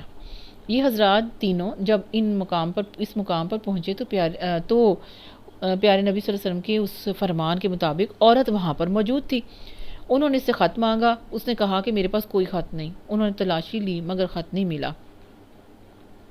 پھر اس کو دھمکی لگائی گئی۔ جب اس نے دیکھا کہ بچنے کی کوئی صورت نہیں ہے تو اپنی چوٹی سے وہ خط نکال کر انہیں دے دیا اور یہ اسے حضور صلی اللہ علیہ وسلم کی خدمت میں لے آئے۔ کھول کر پڑھا گیا تو اس میں قریش کے لوگوں کو یہ اطلاع دی گئی تھی کہ رسول اللہ صلی اللہ علیہ وسلم تم پر چڑھائی کی تیاری کر رہے ہیں۔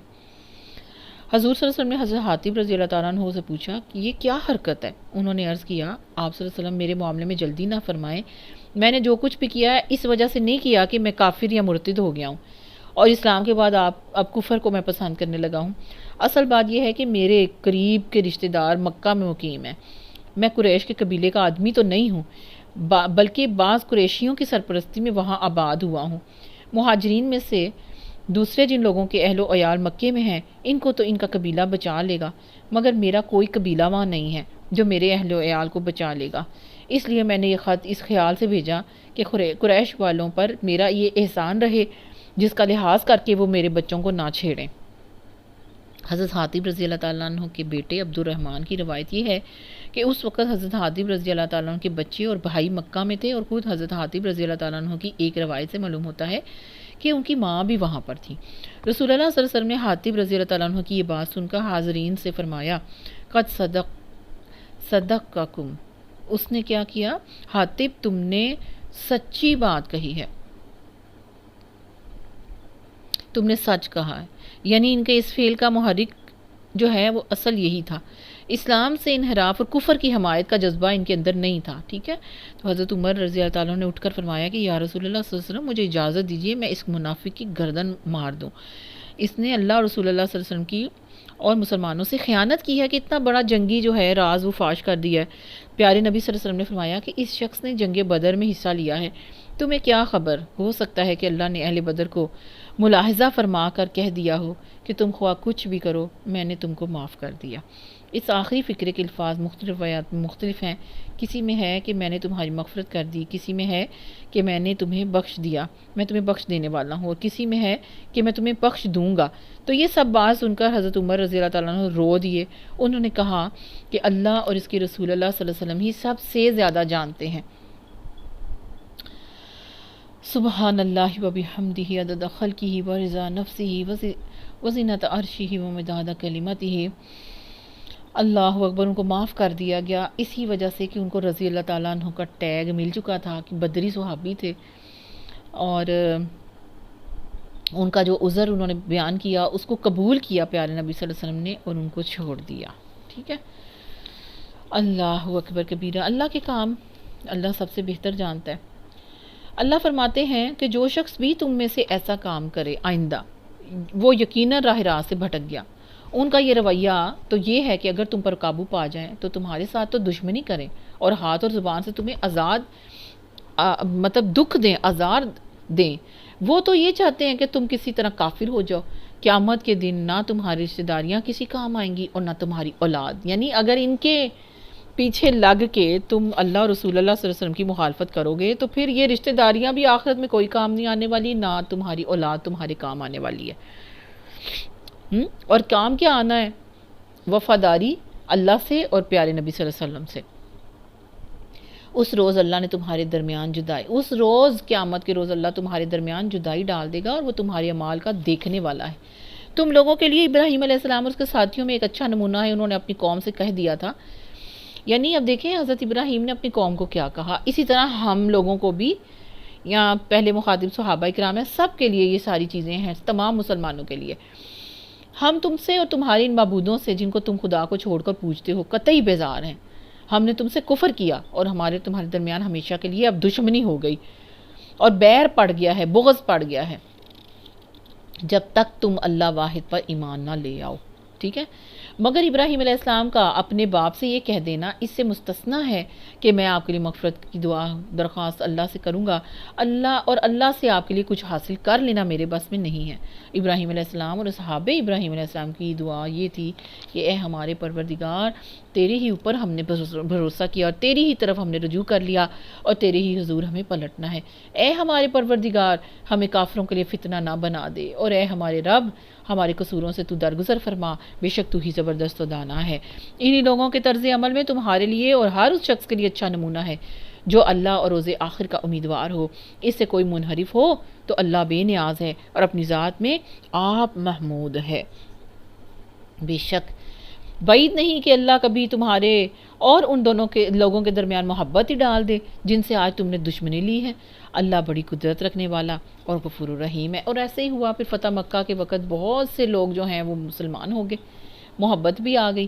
اللہ تمہیں اس بات سے نہیں روکتا کہ تم ان لوگوں کے ساتھ نیکی اور انصاف کا برتاؤ کرو جو رشتہ دار تمہارے مشرک ہیں، جنہوں نے دین کے معاملے میں تم سے جنگ نہیں کی ہے، ہاں، اور چاہے وہ رشتہ دار ہوں چاہے غیر رشتہ دار ہوں، لیکن جنہوں نے دین کے شریعت کے معاملے میں تم سے جنگ نہیں کی، ان کے ساتھ نیکی اور انصاف کا عمل کرو۔ اور تمہیں تمہارے گھروں سے جنہوں نے نہیں نکالا، اللہ انصاف کرنے والوں کو پسند کرتا ہے۔ وہ تمہیں جس بات سے روکتا ہے وہ تو یہ ہے کہ تم ان لوگوں سے دوستی کرو جنہوں نے تم سے دین کے معاملے میں جنگ کی ہے۔ اللہ جس بات سے روکتا ہے وہ یہ ہے کہ ان لوگوں سے دوستی نہ کرو جنہوں نے تم سے دین کے معاملے میں جنگ کی اور تمہیں تمہارے گھروں سے بھی نکالا اور تمہارے اخراج میں ایک دوسرے کی مدد بھی کی۔ ان سے جو لوگ دوستی کریں گے وہ ظالم ہیں۔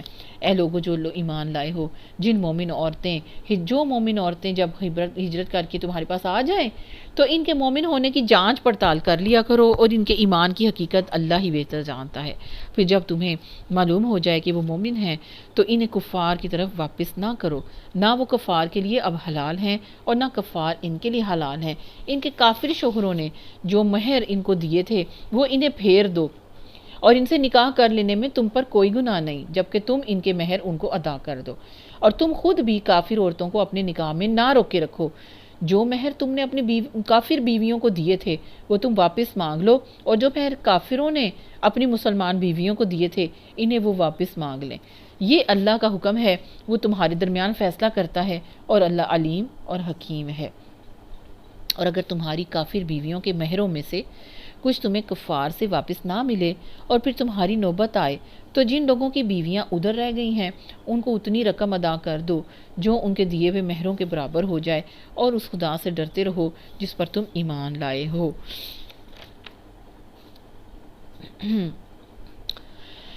یا ایھا النبی اذا جاءک المؤمنات یبایعنک علی الا یشرکن باللہ شیئا ولا یسرقن ولا یزنین ولا یقتلن اولادہن ولا یأتین بہتان یفترینہ بین ایدیہن وارجلہن ولا یعصینک فی معروف فبایعہن واستغفر لہن اللہ۔ اے نبی صلی اللہ علیہ وسلم، جب تمہارے پاس مومن عورتیں بیعت کرنے کے لیے آئیں اور اس بات کا عہد کر لیں کہ وہ اللہ کے ساتھ کسی کو شریک نہیں کریں گی، نمبر 2 چوری نہیں کریں گی، نمبر 3 زنا نہیں کریں گی، نمبر 4 اپنی اولاد کو قتل نہیں کریں گی، نمبر 5 اپنے ہاتھ پاؤں کے آگے کوئی بہتان گھڑ کے نہیں لائیں گی، یعنی کہ کسی کا بچہ کسی کے سر نہیں تھوپیں گی، اور نمبر 6 کسی امر معروف میں تمہاری نافرمانی نہیں کریں گی تو پھر ان سے تم بیعت لے لو اور ان کے حق میں اللہ سے دعائے مغفرت کرو، یقیناً اللہ درگزر کرنے والا اور رحم فرمانے والا ہے۔ سبحان اللہ۔ اے لوگو جو ایمان لائے ہو، ان لوگوں کو دوست نہ بناؤ جن پر اللہ نے غضب فرمایا، جو آخرت سے اس طرح مایوس ہیں جس طرح قبروں میں پڑے ہوئے کافر مایوس ہیں۔ اللہ اکبر۔ اور اللہ کی رحمت سے تو مایوس کون ہوتا ہے؟ کافر ہی ہوا کرتے ہیں، اور ایسے مایوس وہ کافر جو قبروں میں جا پڑے ہیں۔ تو اے لوگوں جو ایمان لائے ہو، ان لوگوں کو دوست نہ بناؤ جن پر اللہ نے غضب فرمایا ہے، جو آخرت سے ایسے مایوس ہو چکے ہیں، یعنی کہ بہت ہی برے پھر ان کا ٹھکانہ ہے آخرت میں، جہنم میں۔ تو اپنے دوست جو ہیں ان کا چناؤ بہترین ہونا چاہیے۔ اٹھنے بیٹھنے والی کمپنیز جو ہیں، دوستیاں جو ہیں، اس کا چناؤ بڑی سلیکشن کے ساتھ، بڑے اچھے اہتمام کے ساتھ چن کے غور و فکر کے ساتھ ہونا چاہیے، ٹھیک ہے؟ کیونکہ یہ دنیا کی اچھی دوستیاں آخرت میں قائم رہیں گی، اور دنیا کے اندر برے جو ہم نشین ہیں ان کی دوستیاں ختم ہو جائیں گی، بلکہ وہ دشمن بن جائیں گے۔ جی آگے ہے سورۃ صف۔ سورۃ صف میں اللہ تعالیٰ جو ہے مسلمانوں کو ایمان میں اخلاص اختیار کرنے کی اور اللہ کی راہ میں جان لڑانے پر ابھارنے والی یہ صورت ہے۔ بسم اللہ الرحمن الرحیم۔ سبح للہ ما فی السماوات و ما فی الارض وہو العزیز الحکیم۔ یا ایھا الذین آمنوا لما تقولون ما لا تفعلون کبر مقتا عند اللہ ان تقولوا ما لا تفعلون۔ اللہ کی تسبیح کی ہے ہر اس چیز نے جو آسمان اور زمین میں ہے، اور وہ غالب ہے اور حکیم ہے۔ سبحان اللہ۔ اے لوگو جو ایمان لائے ہو، تم کیوں وہ بات کہتے ہو جو تم کرتے نہیں ہو؟ اللہ کے نزدیک یہ سخت ناپسندیدہ حرکت ہے کہ تم وہ بات منہ سے کہو جو تم کرتے ہی نہیں ہو۔ اللہ کو تو پسند وہ لوگ ہیں جو اس کی راہ میں اس طرح صف بستہ ہو کے لڑتے ہیں، گویا کہ وہ ایک سیسا پلائی ہوئی ایسی مضبوط دیوار ہیں۔ اور یاد کرو کہ موسیٰ علیہ السلام کی وہ بات جو اس نے اپنی قوم کے سے کہی تھی کہ اے میری قوم کے لوگوں، تم کیوں مجھے اذیت دیتے ہو، حالانکہ تم خوب جانتے ہو کہ میں تمہاری طرف اللہ کا بھیجا ہوا رسول ہوں۔ یعنی کیا مسئلہ ہے تمہیں، حالانکہ تم جانتے ہو، خوب جانتے ہو کہ میں اللہ کا رسول ہوں۔ پھر جب انہوں نے ٹیڑھ اختیار کی تو اللہ نے ان کے دل ٹیڑھے کر دیے۔ اللہ فاسقوں کو ہدایت نہیں دیتا۔ اللہ اکبر، استغفر اللہ۔ اللہ مجھے اور آپ کو معاف فرمائے۔ یہاں پر جو قصہ آیا ہے نا، بہت سے مقامات پر آیا ہے۔ بنی اسرائیل نے حضرت موسیٰ علیہ السلام کو اللہ کا نبی اور اپنا محسن جاننے کے باوجود کس طرح تنگ کیا، کیسی کیسی بے وفائیاں کی ان کے ساتھ۔ تو اب ان واقعات سے مسلمانوں کو خبردار کرنے کے لیے کہا جا رہا ہے کہ وہ اپنے نبی کے ساتھ وہ روش اختیار نہ کریں۔ منافقین کو یہ کہا گیا ہے جو بنی اسرائیل نے اپنے نبی کے ساتھ اختیار کی، ورنہ پھر ان منافقوں کا بھی وہی انجام ہوگا جن سے بنی اسرائیل دوچار ہوئے تھے۔ پھر جب انہوں نے ٹیڑھ اختیار کی تو اللہ نے بھی ان کے دل ٹیڑھے کر دیے، اور اللہ فاسقوں کو، منافقوں کو ہدایت نہیں دیتا۔ اور یاد کرو عیسیٰ ابن مریم علیہ السلام کی وہ بات جو اس نے کہی تھی کہ اے بنی اسرائیل، میں تمہاری طرف اللہ کا بھیجا ہوا رسول ہوں، تصدیق بھی کرنے والا ہوں اس تورات کی جو مجھ سے پہلے آئی ہوئی موجود ہے، حضرت موسیٰ کی وہ تورات، اور بشارت دینے والا ہوں، اور ایک رسول کی ایسے رسول کی بشارت دینے والا ہوں جو میرے بعد آئے گا، جس کا نام احمد ہوگا۔ سبحان اللہ۔ مگر جب وہ ان کے پاس کھلی نشانیاں لے کر آ گیا پیارے نبی صلی اللہ علیہ وسلم، تو انہوں نے کہا کہ یہ تو سری دھوکہ ہے، اب بھلا اس شخص سے بڑا ظالم اور کون ہوگا جو اللہ پر جھوٹے بہتان باندھے، حالانکہ اسے اسلام، اللہ کے آگے سر اطاعت جھکا دینے کی دعوت دی جا رہی ہو۔ ایسے ظالموں کو اللہ ہدایت نہیں دیا کرتا۔ یعنی اہل کتاب نے کس طرح سے پھر اپنی کتاب، اپنے رسولوں کا اس وے میں انکار کیا کہ ان کو بتایا گیا کہ آنے والا ہے وہ آخری نبی۔ یہ لوگ اپنی منہ کی پھونکوں سے اللہ کے نور کو بجھانا چاہتے ہیں، اور اللہ کا فیصلہ یہ ہے کہ وہ اپنے نور کو پورا پھیلا کر رہے گا، خواہ کافروں کو یہ کتنا ہی ناگوار ہو۔ اللہ ہمارے لیے اس نور ہدایت کو مکمل کر دے، ہمارے لیے اس نور کو اللہ تعالیٰ واضح کر دے۔ آمین یا رب العالمین۔ هو الذی ارسل رسولہ بالہدی ودین الحق لیظہرہ علی الدین کلہ ولو کرہ المشرکون۔ وہی تو ہے جس نے اپنے رسول صلی اللہ علیہ وسلم کو ہدایت اور دین حق کے ساتھ بھیجا ہے تاکہ اسے پورے کے پورے دین کی جتنی ٹائپس ہیں ان پہ غالب کر دے، خواہ مشرکین کو یہ کتنا ہی ناگوار ہو۔ اے لوگو جو ایمان لائے ہو، میں بتاؤں تم کو وہ تجارت جو تمہیں عذاب علیم سے بچا دے؟ میں تمہیں وہ تجارت بتاؤں جو تمہیں عذاب علیم سے بچا دے؟ تو سنو، ایمان لاؤ اللہ پر اور اس کے رسول صلی اللہ علیہ وسلم پر، اور جہاد کرو اللہ کی راہ میں اپنے مالوں سے اور اپنی جانوں سے، یہی تمہارے لیے بہتر ہے اگر تم جانو۔ اللہ تمہاری گناہ معاف کر دے گا اور تم کو ایسے باغوں میں داخل کرے گا جن کے نیچے نہریں بہتی ہوں گی، اور ابدی قیام کی جنتوں میں بہترین گھر تمہیں عطا فرمائے گا۔ یہ ہے بڑی کامیابی۔ سبحان اللہ، سبحان اللہ۔ اور وہ دوسری چیز جو تم چاہتے ہو وہ بھی تمہیں دے گا، ہاں، فتح، اللہ کی طرف سے نصرت، اور قریب ہی حاصل ہو جانے والی ایسی فتح۔ اے نبی صلی اللہ علیہ وسلم، اہل ایمان کو اس کی بشارت دے دو، پہلے ہی دے دو، فتح مکہ سے پہلے ہی دے دو۔ سبحان اللہ۔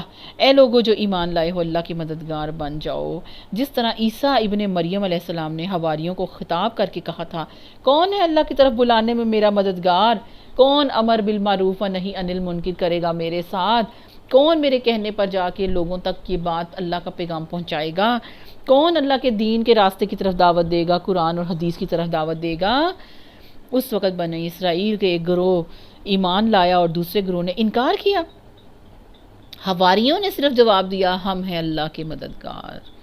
پھر ہم نے ایمان لانے والوں کو تو ان کے دشمنوں کے مقابلے میں تائید اور نصرت فرمائی، اور وہی غالب ہو کر رہے۔ مطلب کیا ہے؟ اینڈنگ ایسی ہی ہونی ہے اور ایسا ہی ہوتا آ رہا ہے۔ سبحان اللہ و بحمدہ، سبحان اللہ العظیم۔ سورۃ الجمعہ۔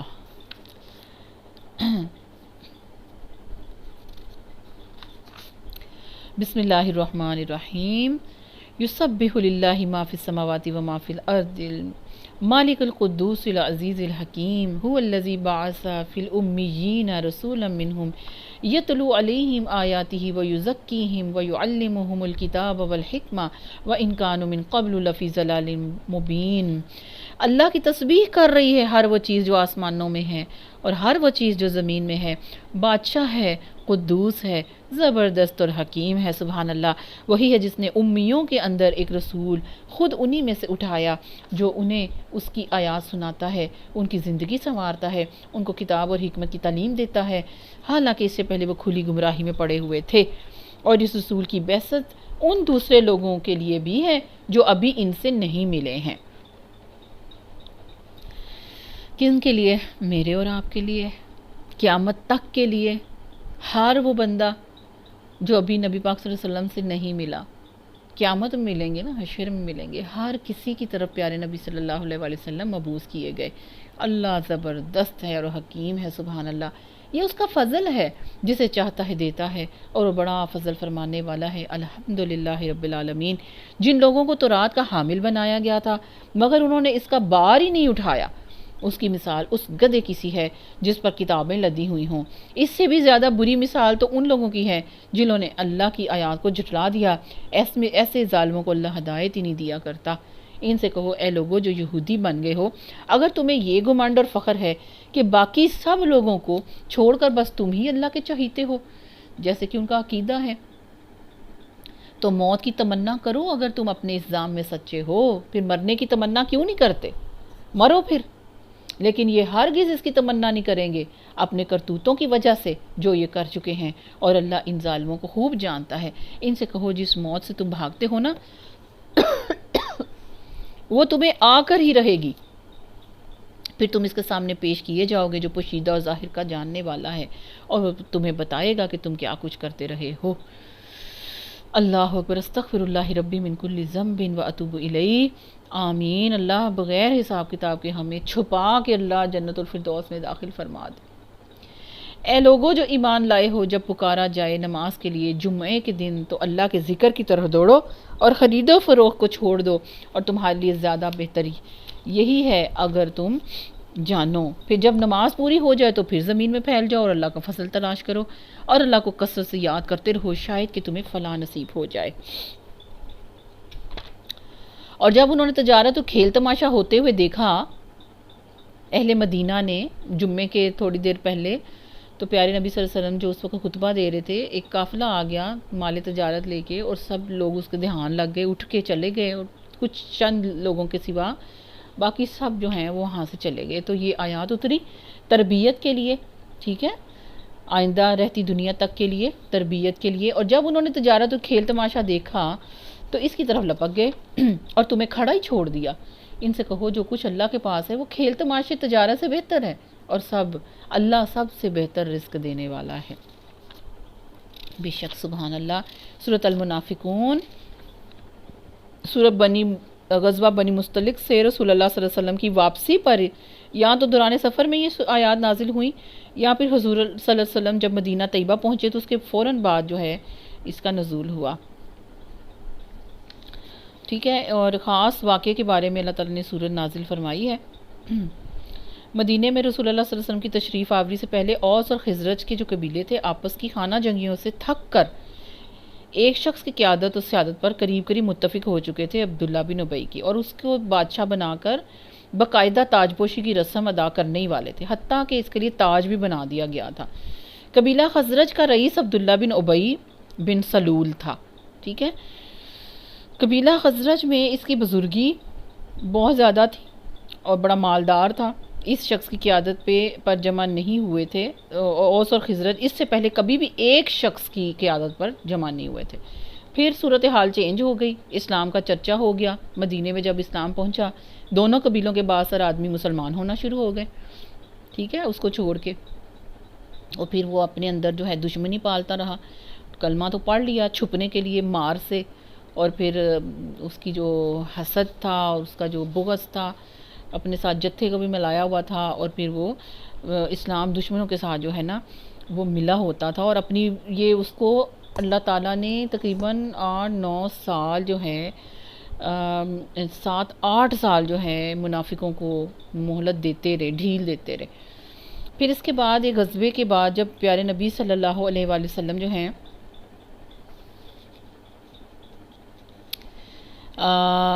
اس کا یہ حال تھا کہ بڑے شیخوں میں اس کا شمار ہوتا تھا، خاص بڑے بزرگوں میں اس کا شمار ہوتا تھا، بڑے پیسے والے جو لوگ تھے، اور اس طرح کا اس کا رویہ تھا کہ پہلی صف میں وہ نماز پڑھا کرتا تھا عبداللہ بن ابی، ایون کہ یہاں تک یوں تھا کہ کھڑا ہو جاتا تھا آپ صلی اللہ علیہ وسلم کے آنے سے پہلے اور کہتا تھا حضرات یہ اللہ کے رسول ہیں آپ کے درمیان موجود ہیں جن کی ذات سے اللہ نے آپ کو عزت بخشی ہے اور شرف بخشا ہے، لہٰذا آپ ان کی تائید کریں، جو کچھ یہ فرماتے ہیں اسے غور سے سنیں، ان کی اطاعت کریں۔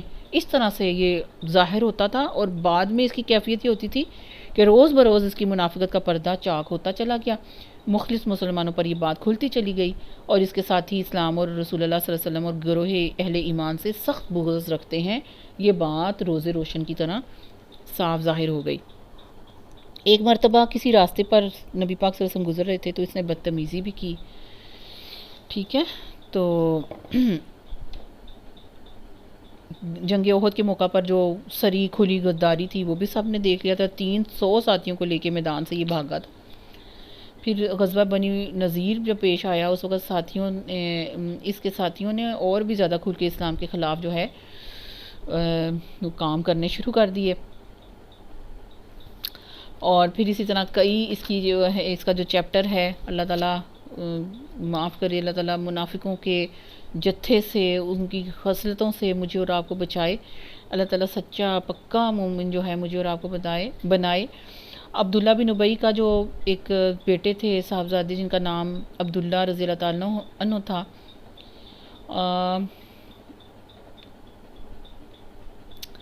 وہ بھی یعنی بہت ہی اچھے صحابی رسول تھے، تو یہ حالات کہ جب یہ مر کھپ گیا تو اس وقت اس کی لاش جو ہے اس کو ٹھکانے لگانے والا بھی کوئی نہیں تھا نا، تو ذلیل و خوار ہو کے یہ پھٹ کے مر گیا، جیسے غصے اس کے اندر بھرے ہوئے تھے۔ بہرحال فتح تو پیارے نبی صلی اللہ علیہ وسلم کی اور آپ صلی اللہ علیہ وسلم کے گروہ کی تھی، مسلمانوں کی تھی، اور جو منافق تھا جس کے دل میں کلمہ اترا ہی نہیں تھا، زبان سے حلق سے نیچے گیا ہی نہیں تھا، اور اللہ تعالیٰ نے اس کی کرتوتوں کی وجہ سے پھر جو ہے نا 2 نمبریوں کی وجہ سے اس کے دل کو بند کر دیا۔ ظاہر منافقوں کے ساتھ پھر ایسے ہی ہوتا ہے، ہوا ہے، منافقانہ ہی موت مرے، اللہ کی پناہ۔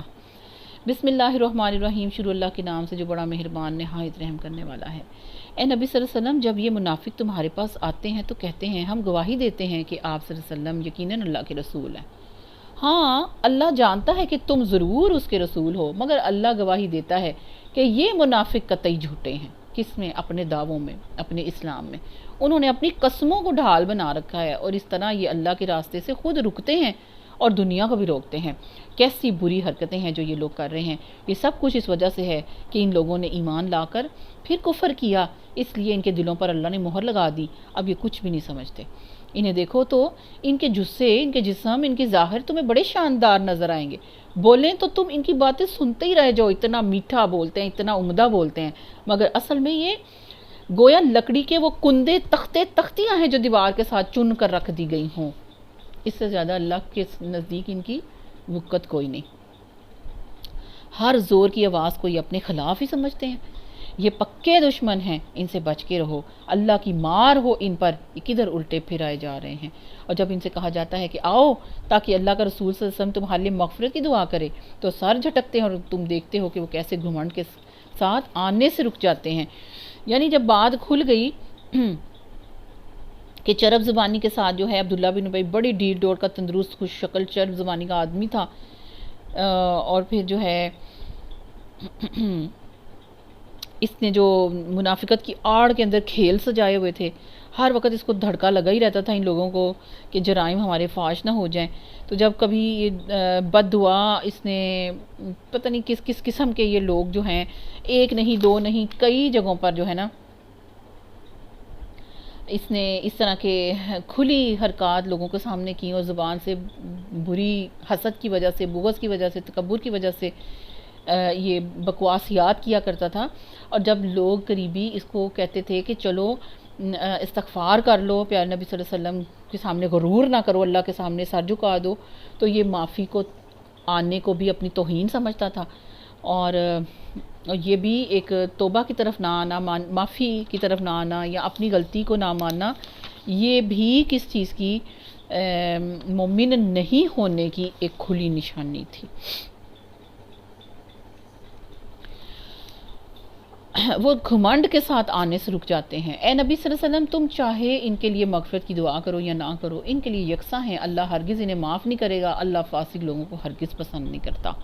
یہ وہی لوگ ہیں جو کہتے ہیں کہ رسول صلی اللہ علیہ وسلم کے ساتھیوں پر خرچ کرنا بند کر دو تاکہ یہ منتشر ہو جائیں۔ یہ اس نے کہا تھا کہ لگ سمجھ جائے ذرا، ان کے پیسے، ان کے جو ہے نا، ذرا بند کرو نا ان کو دینا، ان کی امداد کرنا بند کرو، تو پھر دیکھو کس طرح یہ منتشر ہوتے ہیں۔ ہماری اللہ تعالیٰ معاف کرے، ایسی ایسی اس نے بکواسیات کی ہوئی ہیں۔ اللہ تعالیٰ وہ راز اس کا یہاں پر کھول رہے ہیں۔ یہ وہی لوگ ہیں جو کہتے ہیں رسول اللہ صلی اللہ علیہ وسلم کے ساتھیوں پر خرچ کرنا بند کر دو تاکہ یہ منتشر ہو کے چھٹ جائیں۔ حالانکہ زمین اور آسمانوں کا خزانے کے مالک تو اللہ خود ہے، مگر یہ منافق سمجھتے نہیں ہیں۔ یہ کہتے ہیں ہم مدینے واپس پہنچ جائیں تو جو عزت والا ہے وہ ذلیل کو وہاں سے باہر کر دے گا۔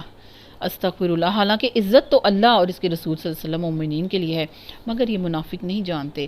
اے لوگو جو ایمان لائے ہو، تمہارے مال، تمہاری اولادیں تم کو اللہ کی یاد سے غافل نہ کہیں کر دیں۔ جو لوگ ایسا کریں گے وہی خسارے میں رہنے والے ہیں۔ جو رزق ہم نے تمہیں دیا ہے اس میں خرچ کرو قبل اس سے کہ تم میں سے کسی کی موت کا وقت قریب آ جائے، اور اس وقت وہ کہنے لگے کہ اے میرے رب، کیوں نہ تو نے مجھے تھوڑی سی مہلت اور دی کہ میں صدقہ ہی کر دیتا اور صالح لوگوں میں شامل ہو جاتا۔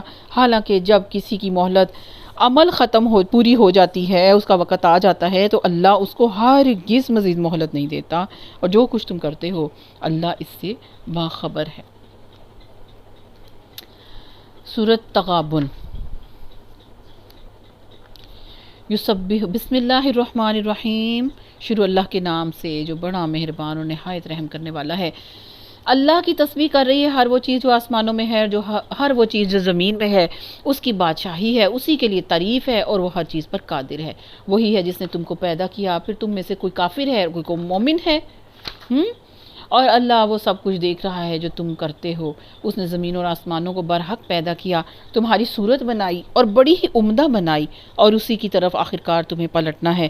زمین اور آسمانوں کی ہر چیز کا اسے علم ہے، جو کچھ تم چھپاتے ہو، جو کچھ تم ظاہر کرتے ہو، سب اس کو معلوم ہے، اور وہ دلوں کے حال تک جانتا ہے۔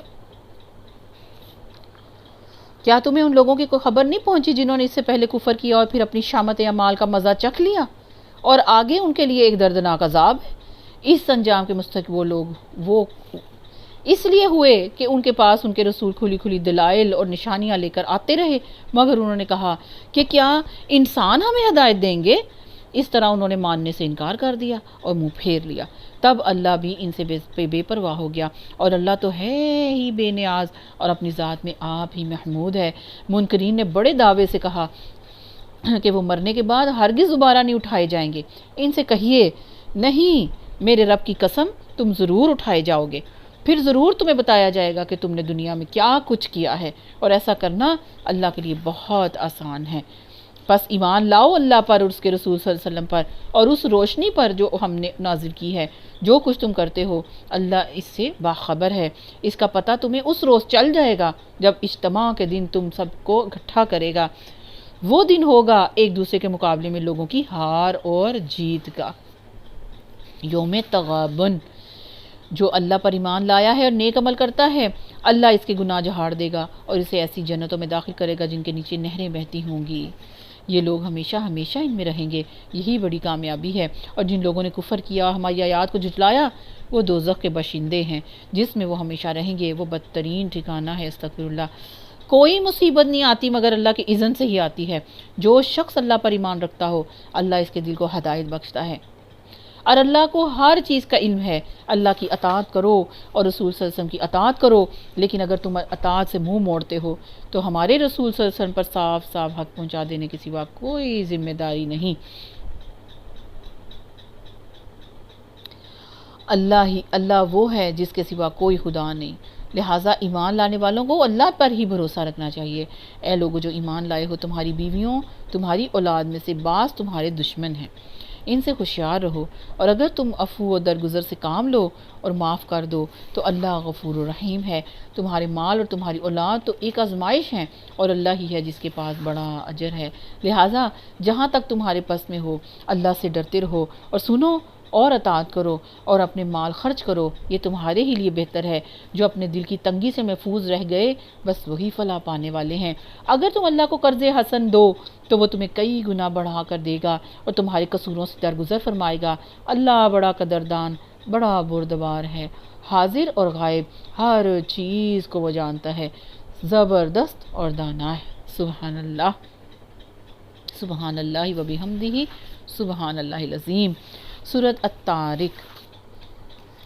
حضرت عبداللہ بن مسعود سے یہ شہادت سامنے آتی ہے، ان سے صراحت سے بات فرمائی ہے۔ سورہ بقرہ کی ان آیات کے بعد ہوا اس کا نزول زمانہ جب جن میں طلاق کے احکام آئے تھے، ٹھیک ہے، اور صرف طلاق جو ہے یہ سورہ بقرہ کے اندر جو آئی تھیں آیات اتری ہیں۔ اچھا، اس میں اب یہ بھی ہے کہ اس کا ٹھیک زمانہ نزول کیا ہے یہ تعین کرنا مشکل ہے، لیکن بہت سی روایات سے اتنا ضرور معلوم ہوتا ہے کہ جب سورہ بقرہ کے احکام کو سمجھنے میں لوگوں کو غلطیاں لگیں، عملاً ان سے کچھ غلطیوں کا صدور ہو گیا، تب اللہ تعالیٰ نے ان کی اصلاح کے لیے ہدایات دوبارہ فرمائی، اور اسی طرح سے پھر جو تھوڑے سے احکامات اور کلیئر ہوئے وہ ان آیات کے اندر ہیں، 12 آیات میں۔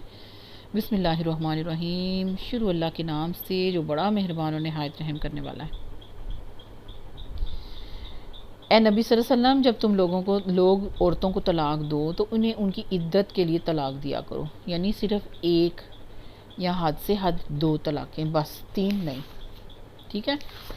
اسے اور عدت کے زمانے کا ٹھیک شمار بھی کرو۔ عدت کا زمانہ حیض سے تعلق رکھتا ہے، اور اللہ سے ڈرو جو تمہارا رب ہے۔ زمانہ عدت میں نہ تم انہیں ان کے گھروں سے نکالو اور نہ وہ خود نکلیں، الا یہ کہ وہ کسی سری برائی کی مرتکب ہوں۔ یہ اللہ کی حدود مقرر کی ہوئی ہیں، اور جو کوئی اللہ کی حدوں سے تجاوز کرے گا وہ اپنے اوپر خود ظلم کرے گا۔ تم نہیں جانتے، شاید اس کے بعد اللہ موافقت کی کوئی صورت ہی پیدا کر دے، یعنی گھر میں ٹھہرے رکھو، اللہ تمہارے دلوں کو بدل دے اور تم پھر ان کی طرف رجوع کر لو، اس لیے ایک ہی طلاق دو اگر دینا پڑ جائے۔ پھر جب وہ اپنی عدت کی مدت کے خاتمے پر پہنچے تو یا انہیں بھلے طریقے سے نکاح میں رکھ لو یا بھلے طریقے پر ان سے جدا ہو جاؤ، اور دو ایسے آدمی کو گواہ بھی بنا لو جو تم میں سے صاحب عدل ہوں، اور اے گواہ بننے والوں گواہی بھی ٹھیک ٹھیک اللہ کے لیے ادا کرو۔ یہ باتیں ہیں جن کی تم لوگوں کو نصیحت کی جاتی ہے، ہر اس شخص کو جو اللہ اور آخرت کے دن پر ایمان رکھتا ہو۔ جو کوئی اللہ سے ڈرتے ہوئے کام کرے گا، اللہ اس کے لیے مشکلات سے نکلنے کا کوئی راستہ ضرور پیدا کر دے گا، اور اسے ایسے راستے سے رزق دے گا جدھر اس کا گمان بھی نہیں ہو۔ کیسے ہوگا یہ؟ تقوی کی روش سے اللہ حالات بدل دیں گے۔ جو اللہ پر بھروسہ کرے اس کے لیے وہ کافی ہے، اللہ اپنا کام پورا کر کے ہی رہتا ہے۔ اللہ نے ہر چیز کے لیے ایک تقدیر مقرر کر رکھی ہے، اور تمہاری عورتوں میں سے جو حیض سے مایوس ہو چکی ہوں، ان کے معاملے میں اگر تم لوگوں کو کوئی شک لاحق ہے تو تمہیں معلوم ہو کہ ان کی عدت 3 مہینے ہے، اور یہی حکم ان کا بھی ہے جنہیں ابھی حیض نہیں آیا ہو، 3 مہینے۔ اور حاملہ عورتوں کی عدت کی حد یہ ہے کہ ان کا وضع حمل ہو جائے، چاہے وہ 6 مہینے بعد ہوتا ہے، 7 مہینے بعد ہوتا ہے، 8 مہینے بعد ہوتا ہے، 9 مہینے بعد ہوتا ہے، یعنی جب بچہ پیدا ہو جائے۔ جو شخص اللہ سے ڈرے اس کے معاملے میں وہ سہولت پیدا کر دیتا ہے، یہ اللہ کا حکم ہے جو اس نے تمہاری طرف نازل کیا ہے۔ جو اللہ سے ڈرے گا اللہ اس کی برائیوں کو اس سے دور کر دے گا اور اس کو بڑا اجر دے گا۔ ان کو زمانہ عدت میں اسی جگہ رکھو جہاں تم رہتے ہو، جیسی کچھ بھی جگہ تمہیں میسر ہو، اور انہیں تنگ کرنے کے لیے ان کو نہ ستاؤ۔ اور اگر وہ حاملہ ہوں تو ان پر اس وقت تک خرچ بھی کرتے رہو جب تک کہ ان کا وضع حمل نہ ہو جائے۔ پھر اگر وہ تمہارے لیے بچے کو دودھ پلائیں تو ان کی اجرت انہیں دو، اور بھلے طریقے سے اجرت کا معاملہ بھی باہمی گفت و شنید سے طے کر لو۔ لیکن اگر تم نے اجرت طے کرنے میں ایک دوسرے کو تنگ کیا تو بچے کو کوئی اور دودھ پلا لے گی۔ خوشحال آدمی اپنی خوشحالی کے مطابق نفقہ دے گا، پیسے دے گا، رقم دے گا، اور جس کو رزق کم دیا گیا ہے وہ اسی مال میں سے خرچ کرے گا جو اللہ نے اسے دیا ہے۔ اللہ نے جس کو جتنا چاہتا ہے، جتنا کچھ دیا ہے اس سے زیادہ کا وہ اسے مکلف نہیں کرتا۔ بعید نہیں کہ اللہ تنگ دستی کے بعد دوبارہ فراغ دستی بھی تمہیں عطا کر دے۔ کتنی ہی بستیاں ایسی ہیں جنہوں نے اپنے رب اور اس کے رسولوں کے حکم سے سرتابی کی تو ہم نے اس سے سخت محاسبہ کیا اور ان کو بری طرح سزا دی۔ انہوں نے اپنے کیے کا مزہ چکھ لیا اور ان کا انجام کار گھاٹا ہی گھاٹا ہے۔ اللہ نے آخرت میں ان کے لیے سخت عذاب مہیا کر رکھا ہے۔ بس اللہ سے ڈرو اے صاحب عقل لوگو جو ایمان لائے ہو۔ اللہ نے تمہاری طرف ایک نصیحت نازل کر دی ہے، ایک ایسا رسول جو تم کو اللہ کی صاف صاف ہدایات دینے والی آیات سناتا ہے تاکہ ایمان لانے والوں اور نیک عمل کرنے والوں کو اللہ تاریکیوں سے نکال کر روشنی میں لے آئے۔ استغفر اللہ ربی، تاکہ ایمان لانے والوں اور نیک عمل کرنے والوں کو تاریکیوں سے، ضلالتوں سے، گمراہ طریقوں سے نکال کر اللہ نور میں لے آئے۔ نور ظلمات کی مقابلے میں ہمیشہ کیا آتا ہے؟ نور ایک ہی ہے، راستہ ایک ہی ہے، جنت کی طرف جانے والا سیدھا راستہ ایک ہی ہے، صراط مستقیم ایک ہی ہے، اور ظلمات، گمراہیاں، ضلالتیں، ٹیڑھے راستے بہت سے ہیں۔ وَمَن يُؤْمِن بِاللَّهِ وَيَعْمَلْ صَالِحًا يُدْخِلْهُ جَنَّاتٍ تَجْرِي مِن تَحْتِهَا الْأَنْهَارُ خالدین فیہا ابدا قد احسن اللہ لہ رزقا۔ جو کوئی اللہ پر ایمان لائے، نیک عمل کرے، اللہ اسے ایسی جنتوں میں داخل کرے گا جن کے نیچے نہریں بہتی ہوں گی، یہ لوگ ان میں ہمیشہ ہمیشہ رہیں گے۔ اللہ نے ایسے شخص کے لیے بہترین رزق رکھا ہے۔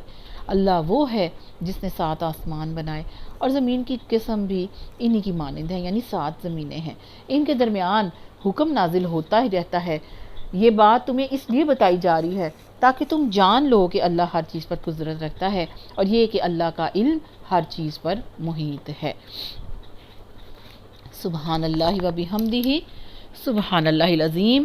اللہ تعالیٰ کا جو کلمہ ہے وہی بلند ہے، اللہ کا ذکر بلند ہے، اللہ تعالیٰ کی بات بلند ہے، اللہ کی شان بلند ہے، اللہ کی ذات بلند ہے، اللہ تعالیٰ کی تمام جتنی صفات ہیں بلند ترین ہیں، ایک سے بڑھ کر ایک ہے۔ اللہ تعالیٰ اپنے تمام صفات کے فضل کے ساتھ، اس کی گہرائی کے ساتھ، اس کی حقیقت کے ساتھ میرے اور آپ کے تمام معاملات کو درست فرمائے، ہمارے قرآن کو پڑھنے اور سننے، اس کو وقت دینے، اس کے لیے وقت نکالنے کو اللہ تعالیٰ اپنے پاس سے قبولیت عطا فرمائے، اللہ تعالیٰ ہمارے لیے صدقہ جاریہ بنائے، اور میرا رب اس میں سے تمام مسلمانوں کو حصہ دے، تمام مسلمانوں تک اس کو پہنچائے، تمام سننے والوں کے دلوں کے اندر قرآن پاک کی محبت کو اللہ تعالیٰ اتار دے، اپنے تمام جو اللہ تعالیٰ کے صفاتی نام ہیں، اس کی ذات ہے، اس کے وسیلے سے ہم دعا کرتے ہیں۔ اللہ تعالیٰ تمام حاضرین کی دعا قبول فرمائے، سننے والوں کی دعا کو قبول فرمائے، ان کا سننا قبول فرمائے، مجھ سے بھی اللہ، آپ سے بھی، ہم سب سے اللہ تعالیٰ راضی ہو جائے، ہمیں سیدھا راستہ دکھائے، نور کا راستہ دکھائے، نور پر چلائے، نور پر ہی ہمیں موت عطا فرمائے، نور ہی نور ہمارے اندر اللہ بھرے، نور ہی نور ہمارے دائیں بائیں ہو، ہمارے اوپر نیچے ہو، ہمارے دلوں کی گہرائیوں کے اندر، ہمارے ایک ایک بال کی جڑ کے اندر اللہ نور کو بھر دے، نور کو بھر دے، نور کو بھر دے، اور ظلمات سے اللہ تعالیٰ، طریقیوں سے، دھکوں سے، ٹھوکروں سے، ضلالتوں سے، گمراہیوں سے اللہ مجھے اور آپ کو بچا کے رکھے۔ اللہ یہ دعا میری اور آپ کی نسلوں کے حق میں، تمام رشتہ داروں کے حق میں، مسلمانوں کے حق میں اللہ قبول و منظور فرمائے۔ ربنا تقبل منا انک انت السمیع العلیم وتب علینا انک انت التواب الرحیم، وصلی اللہ تعالی علی خیر خلقہ محمد وآلہ وصحبہ اجمعین برحمتک یا ارحم الراحمین، آمین۔ السلام علیکم ورحمۃ اللہ۔ جی آگے 28ویں پارے کے اندر آخری صورت ہے سورۃ التحریم، مدنی صورت ہے۔ بسم اللہ الرحمن الرحیم، شروع اللہ کے نام سے جو بڑا مہربان اور نہایت رحم کرنے والا ہے۔ اے نبی صلی اللہ علیہ وآلہ وسلم، آپ کیوں اس چیز کو حرام کرتے ہو جو اللہ نے آپ کے لیے حلال کی ہے؟ اب یہ وہ کون سی چیز تھی جس پر نبی پاک صلی اللہ علیہ وسلم کو اللہ تعالیٰ نے اس آیت سے جو ہے شرعاً حرام، جو شریعت میں حلال تھی، اس کو آپ صلی اللہ علیہ وسلم نے اپنے اوپر حرام کیا۔ اب وہ کیا تھی کہ نبی پاک صلی اللہ علیہ وسلم نے تحریم کا یہ فعل خود اپنی کسی خواہش کی بنا پر نہیں کیا تھا، بلکہ آپ صلی اللہ علیہ وسلم کی بیویوں نے یہ چاہا تھا کہ آپ صلی اللہ علیہ وسلم ایسا کریں، اور آپ صلی اللہ علیہ وسلم نے محض ان کی خواہش کے لیے ایک حلال چیز یعنی شہد اپنے اوپر حرام کر لیا۔ تو دیکھیں اب نبی پاک صلی اللہ علیہ وسلم اگر ایک حلال چیز کو حرام کرتے ہیں تو آپ کو پتہ ہے پھر یہ کہاں سے بات کہاں چلی جاتی ہے نا۔ تو اللہ تعالیٰ نے اس چیز سے پیارے نبی صلی اللہ علیہ وسلم کو باخبر کیا، کیا اس لیے کہ تم اپنی بیویوں کی خوشی چاہتے ہو، اور معاف کرنے والا تو اللہ ہے اور بڑا ہی رحم فرمانے والا بھی ہے۔ اللہ نے تم لوگوں کے لیے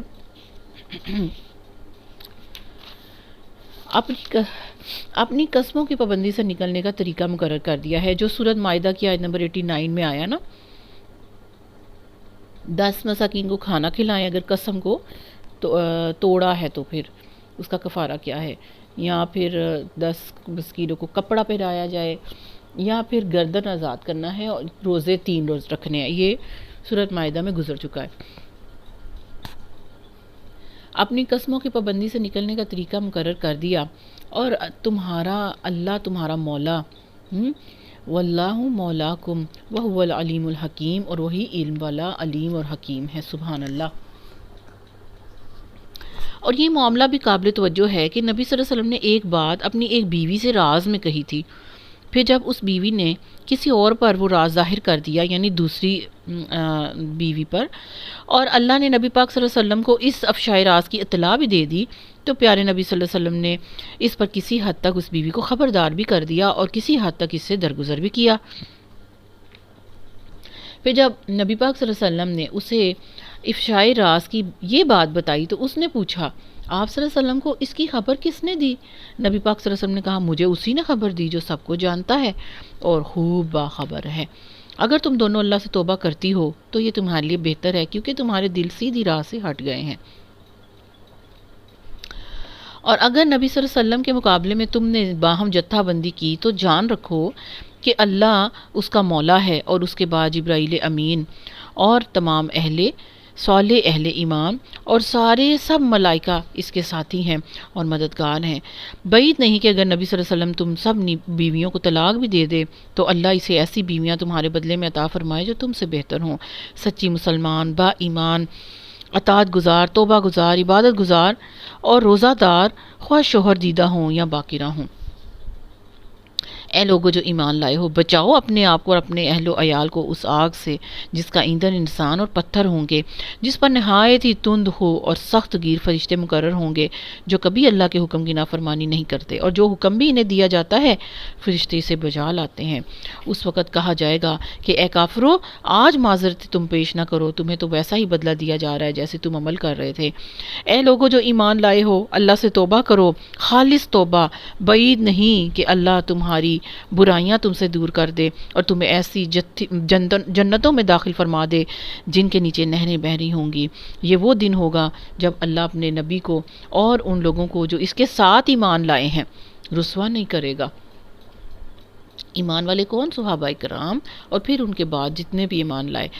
ان کا نور ان کے آگے آگے اور ان کے دائیں جانب دوڑ رہا ہوگا اور وہ کہہ رہے ہوں گے کہ اے ہمارے رب، ہمارا نور ہمارے لیے مکمل کر دے اور ہم سے درگزر فرما، تو ہر چیز پر قدرت رکھتا ہے بے شک۔ آمین۔ اللہ میرے آپ کے لیے دعا کو قبول فرمائے۔ اے نبی صلی اللہ علیہ وسلم، کفار و منافقین سے جہاد کرو اور ان کے ساتھ سختی سے پیش آؤ، ان کا ٹھکانہ جہنم ہے اور وہ بہت برا ٹھکانہ ہے۔ اللہ کافروں کے معاملے میں نوح علیہ السلام اور لوط علیہ السلام کی بیویوں کی بطور مثال پیش کرتا ہے۔ وہ ہمارے 2 صالح بندوں کی زوجیت میں تھی، مگر انہوں نے اپنے ان شوہروں سے خیانت کی اور وہ اللہ کے مقابلے میں ان کے کچھ بھی نہ کام آ سکے۔ دونوں سے کہہ دیا گیا کہ جاؤ، آگ میں جانے والوں کے ساتھ تم بھی چلی جاؤ۔ اور اہل ایمان کے معاملے میں اللہ فرعون کی بیوی آسیہ کی مثال پیش کرتا ہے، جبکہ اس نے دعا کی کہ اے میرے رب، میرے لیے اپنے ہاں جنت میں ایک گھر بنا دے اور مجھے فرعون اور اس کے عمل سے بچا لے اور ظالم قوم سے مجھ کو نجات دے۔ اور عمران کی بیٹی مریم علیہ السلام کی مثال دیتا ہے، جس نے اپنی شرمگاہ کی حفاظت کی تھی، پھر ہم نے اس کے اندر اپنی طرف سے روح پھونک دی اور اس نے اپنے رب کی ارشادات اور اس کی کتابوں کی تصدیق کی اور وہ اطاعت گزار لوگوں میں سے تھی۔ کامل خواتین عالم کتنی ہوئی ہیں؟ حدیث کے مطابق حضرت آسیہ علیہ السلام، حضرت مریم علیہ السلام، حضرت خدیجہ رضی اللہ تعالیٰ عنہا، حضرت فاطمہ بنت محمد رضی اللہ تعالیٰ عنہا۔ ٹھیک ہے، تو یہاں پر ہمارا جو قرآن پاک کی آخری جو ہے سورت وہ بھی کمپلیٹ ہوئی۔ اللہ تعالیٰ مجھے آپ کو سمجھ کی توفیق عطا فرمائے، عمل کی توفیق عطا فرمائے۔ اللہ ہر قسم کے فتنے، اندرونی بیرونی ہر قسم کے فتنوں سے میری اور آپ کی حفاظت فرمائے۔ آمین۔